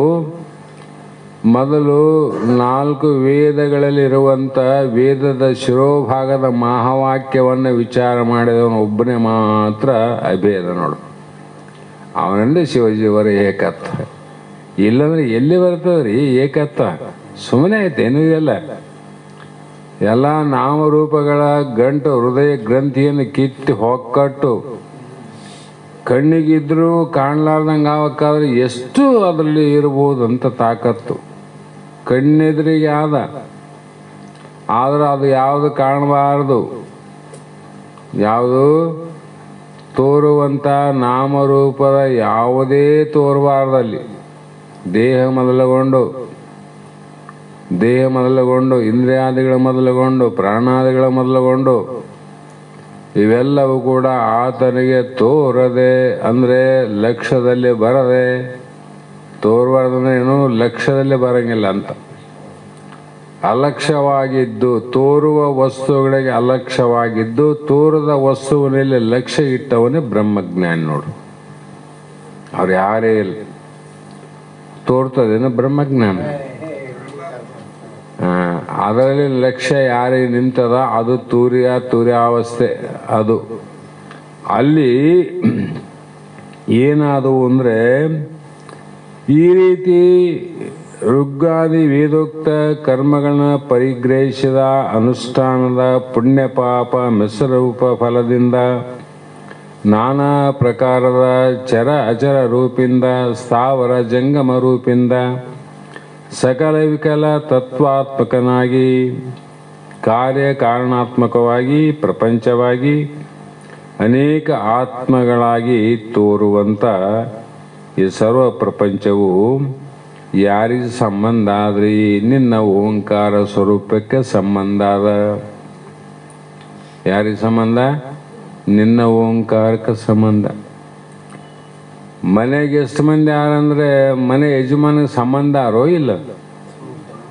ಸಂಬಂಧ ಇರ್ತಾರಲ್ಲ. ತದಂಗ ಇಲ್ಲಿ ಒಬ್ಬ ಮನೆ ಯಜಮಾನನಿಗೆ ಮನೆಯವರೆಲ್ಲರೂ ಹೇಗೆ ಸಂಬಂಧ ಅದು 14 ಲೋಕಕ್ಕೆ ಒಡೆಯನಾದಂಥ ಆತ್ಮ ಪರಮಾತ್ಮನಲ್ಲ, ಆ ಪರಮಾತ್ಮಂತೆ 14 ಲೋಕದವರು ಸಂಬಂಧಿಗೋ ಇಲ್ಲ. ಸಂಬಂಧ ದೊಡ್ಡ ಸಂಬಂಧ ಇದು. ಹಾಗಾಗಿ ಇಲ್ಲಿ ಕ್ಷಣಭಂಗುರವಹ ಅಂದರು. ಕ್ಷಣಭಂಗುರ ಅಂದರೆ ಒಂದು ಕ್ಷಣದಲ್ಲಿ ಹುಟ್ಟಿ ಸತ್ತು ಹೋಗುವಂಥ ಜೀವರಾಶಿಗಳು ಭಾಳ ಅವ. ಈ ಕಡೆ ಹುಟ್ಟತಾವ, ಈ ಕಡೆ ಸತ್ತು ಹೋಗ್ತಾವ. ಸೊಡರ ತರವನರಿಯದೆ ಸುಡುವ ತರವನರಿಯದೆ ಹುಳ ಹೆಂಗೆ ಕೆಟ್ಟ ಹೋಗ್ತಾವಲ್ಲ, ಅದ್ರಂಗೆ ನಮ್ಮ ಮನೆ ಬಾರ. ಅದಕ್ಕೆ ಸುಡ್ತಾರಂತ ಗೊತ್ತಿಲ್ಲ ನೋಡ್ರಿ. ತಿನ್ನಬೇಕು ಭಾಳ ಚಲೋ ಆದಂತ ಹೋಯ್ತು. ಅದರಂತೆ ನಮ್ಮ ಬಾಳು ಕೂಡ ಹಂಗೆ ಅಂತಾರೆ ಮಹಾತ್ಮರು. ಇವೆಲ್ಲ ಏನವ ಸುಡ್ತಾವ ನಮ್ಮನ್ನ. ಜಾಗ್ರದಲ್ಲಿ ನೋಡ್ರಿ, ಸುಮ್ಮನೆ ನೋಡ್ರಿ, ಜಾಗ್ರದಲ್ಲಿ ಪ್ರಪಂಚನೇ ಇರಲಿ, ಲೌಕಿಕನಿರಲಿ, ಪಾರಮಾರ್ಥನಿರಲಿ, ಕೆಲವು ಮಾತುಗಳನ್ನು ಶಬ್ದಗಳನ್ನು ನೋಡೋದ್ರಿಂದ, ಕೇಳೋದ್ರಿಂದ, ಆಡೋದ್ರಿಂದ ಏನಾಗ್ತದ, ಮನಸ್ಸಿಗೆ ತಾಪ ಆಗ್ತದೆ ನೋಡ್ರಿ. ತಾಪನ ಆಗ್ತದ, ಸುಖನ ಆಗ್ತದ. ಒಂದು ದಿವಸದ ಸುಖ ಆಗ್ತದ, ನಿನ್ನೆ ಮಾಡಿದ್ರೆ ತಾಪ ಆಗ್ತದೆ. ಅದ್ರಾಗ ಏನು ಬ್ಯಾರೆ ಏನಿಲ್ಲ, ಶಬ್ದಗಳು ಒಂದೇ. ಮತ್ತೆ ಈ ರೀತಿ ತಾಪ ಆಗ್ತದ ಅಂತಂದ್ರೆ ನಿದ್ರೆಯಲ್ಲಿ ಯಾವುದಿಲ್ಲ ನೋಡ್ರಿ. ನಿದ್ದೆಯಲ್ಲಿ ತಾಪ ಆಗಿ ತಾಪ ಸಹಿಸಲಾರ್ದೆ ನಿದ್ದೆ ಮಾಡಕತ್ತಲ್ಲ. ನಿದ್ದೆಯಲ್ಲಿ ಆನಂದ ಆಗೋದಿಲ್ಲ. ಅಂದ್ರೆ ಏನಾಯ್ತು, ವ್ಯವಹಾರ ಎಲ್ಲಿ ಅದ ಅಲ್ಲಿ ಸುಖ ದುಃಖ ಅದ. ನಿದ್ರೆಯಲ್ಲಿ ವ್ಯವಹಾರ ಇಲ್ಲಲ್ಲ, ಅದಕ್ಕೆ ಆನಂದ ಅದಿಲ್ಲ. ಅಲ್ಲಿ ಏನಿಲ್ಲ, ಆರಾಮ್ ರಾಜರಿದ್ದಾಗ ಇರ್ತಾರೆ. ಅದಕ್ಕೆ ಜ್ಞಾನಿಗಳು ಜಾಗ್ರದಲ್ಲಿ ಆಗುವಂಥ ಯಾವುದೇ ವ್ಯವಹಾರ ಸಂಬಂಧ ವೃತ್ತಿಯನ್ನ ವಿಚಾರ ಮಾಡಿ ನಿದ್ರೆಗೆ ಹೋಗ್ತಾರೆ. ಅವರು ನಿದ್ರೆ ಮಾಡಕ್ಕೆ ಹೋಗ್ತಾರಂತಲ್ಲ, ನಿದ್ರೆಯಲ್ಲಿ ಯಾವ ಇದ್ದಿಲ್ಲಲ್ಲ ಅದ್ರಾಗ ಇವನು ಇಲ್ಲ ಅಂತ ತಿಳ್ಕೊಂಡು ಮುಂದಕ್ಕೆ ಹೋಗ್ತಾರೆ ಅಷ್ಟೆ. ಅವನ ತಕ್ಷಣ ನಿದ್ದೆ ಬರೋಕ್ಕೆ, ನಿದ್ದೆ ನಮ್ಮ ಕೈಗೆ ಅದೇನು. ಹಂಗಿದ್ರೆ ಎಲ್ಲರೂ ಕಿವುಡ್ರಾಗ ಆರಾಮಿರ್ತಿದ್ರು. ಆದ್ರೆ ಅರ್ಥ ಮಾಡ್ಕೊಂತಾರ, ಮಾಡಿ ನಿದ್ದೆಯಲ್ಲಿ ಹೆಂಗಾರ ಅದ್ರಂಗೆ ಎದ್ದಾಗಿರೋ ಪ್ರಯತ್ನ ಮಾಡ್ತಾರೆ. ಅಷ್ಟು ಮಾಡಕ್ಕೆ ಬರ್ತದೆ. ಇವನ್ನ ಕಣ್ಣು ಮುಚ್ಚಕ್ಕೆ ಬರಂಗಿಲ್ಲ, ಕಿವಿ ಮುಚ್ಚಕ್ಕೆ ಬರಂಗಿಲ್ಲ, ಬಾಯಿ ಮುಚ್ಚಕ್ಕೂ ಬರಂಗಿಲ್ಲ. ಹೀಗಾಗಿ ಅಲ್ಲಿ ಸ್ವರಗಳು, ವ್ಯಂಜನಗಳು, 50 ಅಕ್ಷರಗಳು ಎಲ್ಲವೂ ಕೂಡಿ ನಾದೂರಿ ಅಂದರೆ ಆಗಮಗಳಾದಿಯಾಗಿ ವಿವರಿಸಲ್ಪಡುವಂಥ ಅನಂತ ಸಂಗೀತ ಕೂಡ ಅದರಿಂದ ಆಗ್ಯಾವ. ಯಾವುದರಿಂದ? ಹಿಂದೂಸ್ತಾನಿ, ಮರಾಠಿ, ಕರ್ನಾಟಕ, ತೆಲುಗು, ತಮಿಳು ಇವೆಲ್ಲವೂ ಆಯಾ ದೇಶೋಚಿತಗಳಾದ ಭಾಷೆಗಳು ಉತ್ಪನ್ನ ಆದ. ಅದು ಒಂದೇ, ಅದನ್ನ ಭಾಷೆ ಬೇರೆ, ಇರೋದು ಒಂದು ಭಾಷೆ ಬೇರೆ. ಹಾಗಾಗಿ ಈ ವಿಹಿತ ನಿಷಿದ್ಧ ಕರ್ಮಗಳನ್ನು ಆಚರಿಸುವುದರಿಂದ ಪುಣ್ಯ ಪಾಪ ಮಿಶ್ರ ಎಂಬ 3 ಫಲ ಅದು. ನಮಗೆ ಪುಣ್ಯ ಪಾಪ ಅಂತ ಹೇಳ್ತೀವಲ್ಲ, ಈ ಪುಣ್ಯ ಫಲದಿಂದ 3 ಫಲವಾಗಿ ಪುಣ್ಯ ಪಾಪ ಮಿಶ್ರ. ಮೊದಲು ಹೇಳಿನಲ್ಲ, ಯಾವುದೇ ಒಬ್ಬ ಜ್ಞಾನಿ ಆದರೂ ಕೂಡ ಆತ ಪುಣ್ಯ ಮಾಡಂದ್ರೆ ಪಾಪ ಇಲ್ಲ ಅಂತ ಹೇಳಂಗಿಲ್ಲ. ಯಾರಿಗೆ? ಅನುಭಾವಿಗಳ ಜ್ಞಾನಿಗಳಿಗೆ ಅಂತಾರ ಅವರು. ಮತ್ತೆ ಬರೇ ಕೆಟ್ಟವನಂದ್ರೆ ಬರೇ ಪಾಪನೇ ಮಾಡಿದಂತ ಹೇಳಂಗಿಲ್ಲ. ಪಾಪ ಬಹಳ ಮಾಡಿದರೆ ಪುಣ್ಯ ಸ್ವಲ್ಪ ಅದನ್ನು ಮಾಡಿರ್ತಾನ. ಜ್ಞಾನಿಗಳು ಪುಣ್ಯ ಬಹಳ ಮಾಡ್ತಾರೆ, ಅರಿವಿಗೆ ಬರಲಾರದ ಪಾಪವನ್ನು ನಡೆದಿರ್ತಾವ. ಅರಿವಿಗೆ ಬರಲಾರದ ಪಾಪ. ಮತ್ತೆ ಪಾಪ ಇದ್ರೂ ಹುಟ್ಟಬೇಕು, ಪುಣ್ಯ ಇದ್ರೂ ಹುಟ್ಟಬೇಕಂತ ಶಾಸ್ತ್ರ ಕೇಳಿರಲ್ಲ. ಸ್ವಲ್ಪ ಪಾಪ ಇದ್ರೂ ಆ ಪಾಪ ಮುಗಿಸೋದಕ್ಕೋಸ್ಕರ ಮತ್ತೆ ಜನ್ಮ ಎತ್ತಬೇಕು. ಪುಣ್ಯ ಬಹಳ ಆದರೆ ಸ್ವಲ್ಪ ಆದಂದ್ರೂ ಕೂಡ ಆ ಭಾಳ ಇದ್ರೂ ಅನುಭವಿಸಕ್ಕೆ, ಸ್ವಲ್ಪ ಇದ್ರೂ ಅನುಭವ ಮಾಡಕ್ಕೆ ಮತ್ತೆ ಹುಟ್ಟಬೇಕು ನಾವು. ಅಂದರೆ ಬರೇ ಪಾಪ ಬರೇ ಪುಣ್ಯ ಮಾಡಕ್ಕೆ ಬರೋದಿಲ್ಲ ಅಂತ ಅರ್ಥ ಆಯಿತು. ಮತ್ತು ಜ್ಞಾನಿಗಳನ್ನು ಇವು ಪುಣ್ಯ ಬಹಳ ಆದಂದ್ರೆ ಪುಣ್ಯ ಸಲುವಾಗಾದರೂ ಹುಟ್ಟಕ್ಕೆ ಬರಬೇಕಲ್ಲ ಅಂತ ಪ್ರಶ್ನೆ ಬರ್ತದಲ್ಲ. ಅಜ್ಞಾನಿಗಳಂತ ಸರಿಯಾಗಿ ಬರ್ತಾರೆ, ಅವ್ರದ್ದು ಹಂಗಲ್ಲ. ಅವ್ರು ಹೆಂಗಂದ್ರೆ ವಂದಿಸಿದವರಿಗೆ ಪುಣ್ಯ, ನಿಂದಿಸಿದವರಿಗೆ ಪಾಪ. ಈ ಶರೀರ ಹೋಗೋದ್ರೊಳಗಾಗಿ ಎಲ್ಲರೂ ನಿಂದೆ ಮಾಡೋರು ಇರಂಗಿಲ್ಲ, ಎಲ್ಲರೂ ವಂದಿಸೋರು ಇರಂಗಿಲ್ಲ, ಎಲ್ಲರೂ ನಮಸ್ಕಾರ ಮಾಡ್ತಾರೆ. ಅವರವರ ಇಚ್ಛೆ ಅನುಸಾರವಾಗಿ ಯಾರು ಅಂತಪ್ಪ ಜ್ಞಾನಿ ಭಾಳ ಪುಣ್ಯ ಮಾಡ್ಯಾನಂದ್ರು ಕೂಡ ಸ್ವಲ್ಪ ಪುಣ್ಯಕ್ಕೆ ಹುಡ್ತಾನ್ರಿ ಅಂದ್ರೆ ಭಾಳ ಪುಣ್ಯ ಮಾಡೇನ್ರಿ ಅತಿರತಾನಂದ್ರೆ ಮತ್ತು ಭಾಳ ಜನ್ಮ ಎತ್ತಬೇಕಾಗ್ತದೆ. ಜ್ಞಾನಿಗಳು ಭಾಳ ಜನ್ಮ ಜ್ಞಾನಿಗಳು ಐತಿದ್ಮೇಲೆ ಮುಕ್ತರಾಗದ ಯಾರಂತ? ಮುಕ್ತರು ಯಾರಾಗಬೇಕಿಲ್ಲಿ? ಅದಕ್ಕೆ ಅವ್ರು ಹೇಳಿದರು, ಎಷ್ಟೇ ಬಹಳ ಪುಣ್ಯ ಇದ್ದರೂ ವಂದಿಸಿದವರಿಗೆ ಪುಣ್ಯಕ್ಕೆ ಹೋಯ್ತು, ಅವ್ರದ್ದು ಪುಣ್ಯ ತಾನಾಗಿ ಹೋಗ್ತದೆ. ಮತ್ತು ನಿಂದಿಸಿದವರಿಗೆ ಸ್ವಲ್ಪ ಪಾಪ ಇತ್ತು, ಅದು ಅವ್ರಿಗೆ ಕೊಡ್ತಾರೆ. ಈ ಪಾಪನೂ ಉಳಿಲಿಲ್ಲ, ಪುಣ್ಯನೂ ಉಳಿಲಿಲ್ಲ, ಮತ್ತು ಎಲ್ಲಿ ಹೋಯ್ತು? ಬಯಲೋಳು ಭಯ ಲಯಿಸದಂತೆ. ಪರಮಾತ್ಮನಲ್ಲಿ ಜೀವಾತ್ಮ ಏನದಂದ್ರೆ ಐಕ್ಯ ಅದನವಾಗ. ಮತ್ತು ಸ್ವಲ್ಪ ವ್ಯತ್ಯಾಸ ಇತ್ತು ಅಂದ್ರೆ ಐಕ್ಯ ಆಗಿ ಬರಂಗಿಲ್ಲ ನೋಡ್ರಿ. ಸ್ವಲ್ಪ ಏನೇನಿತ್ತು ಭಾಳ ಭೇದಲ್ಲಿ ಸ್ವಲ್ಪ ಭೇದ ಆದಮೇಲೆ ಅಂದ್ರೆ ಆ ಭೇದ ಇತ್ತಂದ್ರೆ ನೀ ಕಡೆಗೆ ಇರಬೇಕು. ಹಾಲು ಹಾಲಿನಲ್ಲಿ ಕುಡ್ತದೆ. ಈ ಹಾಲಿತ್ತು, ಇನ್ನೊಂದು ಹಾಲಿನಲ್ಲಿ ಸ್ವಲ್ಪ ಕಸ ಇತ್ತು ಅಂತ ಇಟ್ಕಾರಿ. ಸ್ವಲ್ಪ ಕಸ ಅದ. ಈ ಶುದ್ಧವಾದ ಹಾಲಿನಲ್ಲಿ ಹಾಕಿದ್ರೆ ಅದು ಶುದ್ಧ ಇರ್ತದೇನು? ಕೆಟ್ಟ ಹೋಗ್ಬಿಡ್ತದ. ಅದ್ರ ಬಹಳ ಅಶುದ್ಧಿ ಇಲ್ಲ, ಸ್ವಲ್ಪ ಅದ, ಕೆಟ್ಟ ಹೋಗ್ತದೆ. ಹಾಲು ಹಾಲಿನ ಸಂಘ ಮಾಡಬೇಕಾದ್ರೆ ಹಾಲು ಹಾಲಿನಂತೆ ಗುಣ ಸರಿ ಇರಬೇಕು. ಈ ಹಾಲು ಆ ಹಾಲು ಗುಣ ಸಂಬಂಧಿದ್ರೆ ತಾನೇ ಐಕ್ಯ ಆಗ್ತದೆ. ಎಣ್ಣೆ ನೀರಿನಲ್ಲಿ ಐಕ್ಯ ಆಗೋದಿಲ್ಲ. ಎಣ್ಣೆ ಎಣ್ಣೆಯಲ್ಲಿ ಆಗ್ತದೆ, ನೀರು ನೀರಲ್ಲಿ ಆಗ್ತದೆ, ಹಾಲು ಹಾಲಿನಲ್ಲಿ ಆಗ್ತದೆ. ಅದಂತೆ ಪರಿಪಕ್ವ ಹೃದಯದ ಇದ್ದಂಥ ಜೀವಾತ್ಮಗಳು ಪರಮಾತ್ಮಲ್ಲಿ ಐಕ್ಯ ಆಗಿ ಇದೇ ಜನ್ಮದಲ್ಲಿ ಜ್ಞಾನಿಗಳು ಮುಕ್ತರಾಗ್ತಾರಂತ. ಮುಕ್ತರಾಗಬೇಕಾದ್ರೆ ಇವ್ಯಾವಿಲ್ಲ, ಪಾಪ ಇಲ್ಲ, ಪುಣ್ಯ ಇಲ್ಲ, ಮಿಸ್ ಇಲ್ಲ. ನಾವೆಲ್ಲಿಯವರೆಗೂ ಪಾಪ ಹೆಚ್ಚು ಮಾಡಿದ್ರೂ ಹುಟ್ಟಬೇಕು, ಪುಣ್ಯ ಹೆಚ್ಚು ಮಾಡಿದ್ರೂ ಹುಟ್ಟಬೇಕು. ಇಲ್ಲಿ ಸ್ವಲ್ಪ ಮಿಶ್ರ ಆದಂದ್ರೂ ಅದಕ್ಕೂ ಹುಟ್ಟಬೇಕಲ್ಲ. ಜನ್ಮ ಏನ್ರಿ ಅಂದ್ರೆ ಬರ್ತಾರಲ್ಲ ಅವರು, ಪಾಪಾನುಗುಣದಿಂದ ಗಿಡಮರ ಕ್ರಿಮಿಯಾಗಿ, ಕೀಟ ಪತಂಗಾದಿಯಾಗಿ, ಆಪಕ್ಷಿ ಕುಲವಾಗಿ, ಮೃಗಜಾತಿಯಾಗಿ, ಪಶುರೂಪಾಗಿ ಬರ್ದಾರ. ಇಷ್ಟು ಜನ್ಮವನ್ನು ನಾವು ಎತ್ತಬೇಕಾಗ್ತದೆ. ಆದ್ದರಿಂದ ನಮ್ಮ ಅನುಭವಕ್ಕೆ ಬರುವಂತೆ ಅಕಸ್ಮಾತ್ ಒಂದು ರಾತ್ರಿಯಲ್ಲಿ ನಮಗೆ ಒಂದು ಸ್ವಪ್ನ ಬಿತ್ತು ಅಂದರೆ ಆ ಸ್ವಪ್ನ ಎಷ್ಟೊತ್ತು ತೋರ್ತದ್ರಿ? ಒಂದು ಕ್ಷಣ ಕಾಲ, ಒಂದೇ ಕ್ಷಣಾಂತರ. ಆ ಒಂದು ಕ್ಷಣ ಕಾಲ ಮಾತ್ರ ತೋರ್ತದ. ಅದರಲ್ಲಿ ನಿನಗೆ ಮೊನ್ನೆ ಹೇಳಿದೆ, ಎಷ್ಟೋ ವರ್ಷಗಳಾದರೂ ಕೂಡ ವ್ಯವಹಾರ ಮಾಡಿದಂತೆ ಕಾಣುತ್ತದೆ. ವ್ಯವಹಾರ ಇಲ್ಲಿ ತಿರುಕೋನೋರ್ವ ಊರ ಮುಂದೆ ಮುರುಕ ಧರ್ಮ ಶಾಲೆಯಲ್ಲಿ ಕೆಲಸ ಕಂಡಂಗ ನಮ್ದು ಏನಾಗ್ಯದಂದ್ರೆ ಹುಟ್ಟಿದಂಗೆ ಆಯ್ತು, ಬೆಳೆದಂಗೆ ಆಯ್ತು, ಹುಡುಗಿ ನೋಡ್ದಂಗೆ ಆಯ್ತು, ಮದುವೆ ಆದಂಗೆ ಆಯ್ತು, ಸಂಸಾರ ಮಾಡ್ದಂಗೆ ಆಯ್ತು, ಮಕ್ಕಳಾದಂಗೆ ಆಯ್ತು, ಮನೆ ಕಟ್ಟಿದಂಗೆ ಆಯ್ತು, ಹೊಲ ತಗೊಂಡಂಗಾಯ್ತು, ಬೆಳೆದಂಗೆ ಆಯ್ತು, ಎಲ್ಲ ಆಗಿ ಕೊನೆಗೆ ಅವರು ಬಡಿಗೆ ತಗೊಂಡು ನಿಂತಾಗ ಮನೆ ಬಿಟ್ಟು ಹೋದಂಗನ ಆಗ್ತದೆ.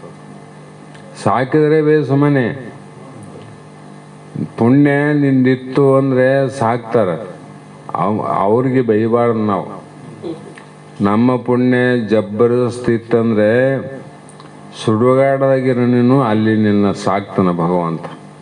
ಸುಡುಗಾಡದಾಗ, ಊರಾಗಲ್ಲ. ಪುಣ್ಯ ಇದ್ದಿಲ್ಲ ಅಂದರೆ ಊರಾಗಿದ್ರು ಕೂಡ ನಿನ್ನ ಸುಡುಗಾಡದಾಗ ಹಾಕಿ ಬರ್ತಾರೆ ಅಂದ್ರೆ ಅವ್ರು ಕೆಟ್ಟವರು ನಾವು ಕೆಟ್ಟವರು ಅಂದರೆ ಇಲ್ಲ, ನಮ್ಮ ಹಣೆ ಬರಗಳಂತ, ನಮ್ಮ ಪ್ರಾರಬ್ಧ. ಯಾರಿಗೇನು ಅನ್ನಂಗಿಲ್ಲ ಆಡಂಗಿಲ್ಲದು. ಹಾಗಾಗಿ ಇಲ್ಲಿ 100 ವರ್ಷದಂತೆ ಕಂಡು, 100 ವರ್ಷ ಕಾಣ್ತದಲ್ಲ, ಜಾಗ್ರ ಆಯ್ತಪ್ಪ.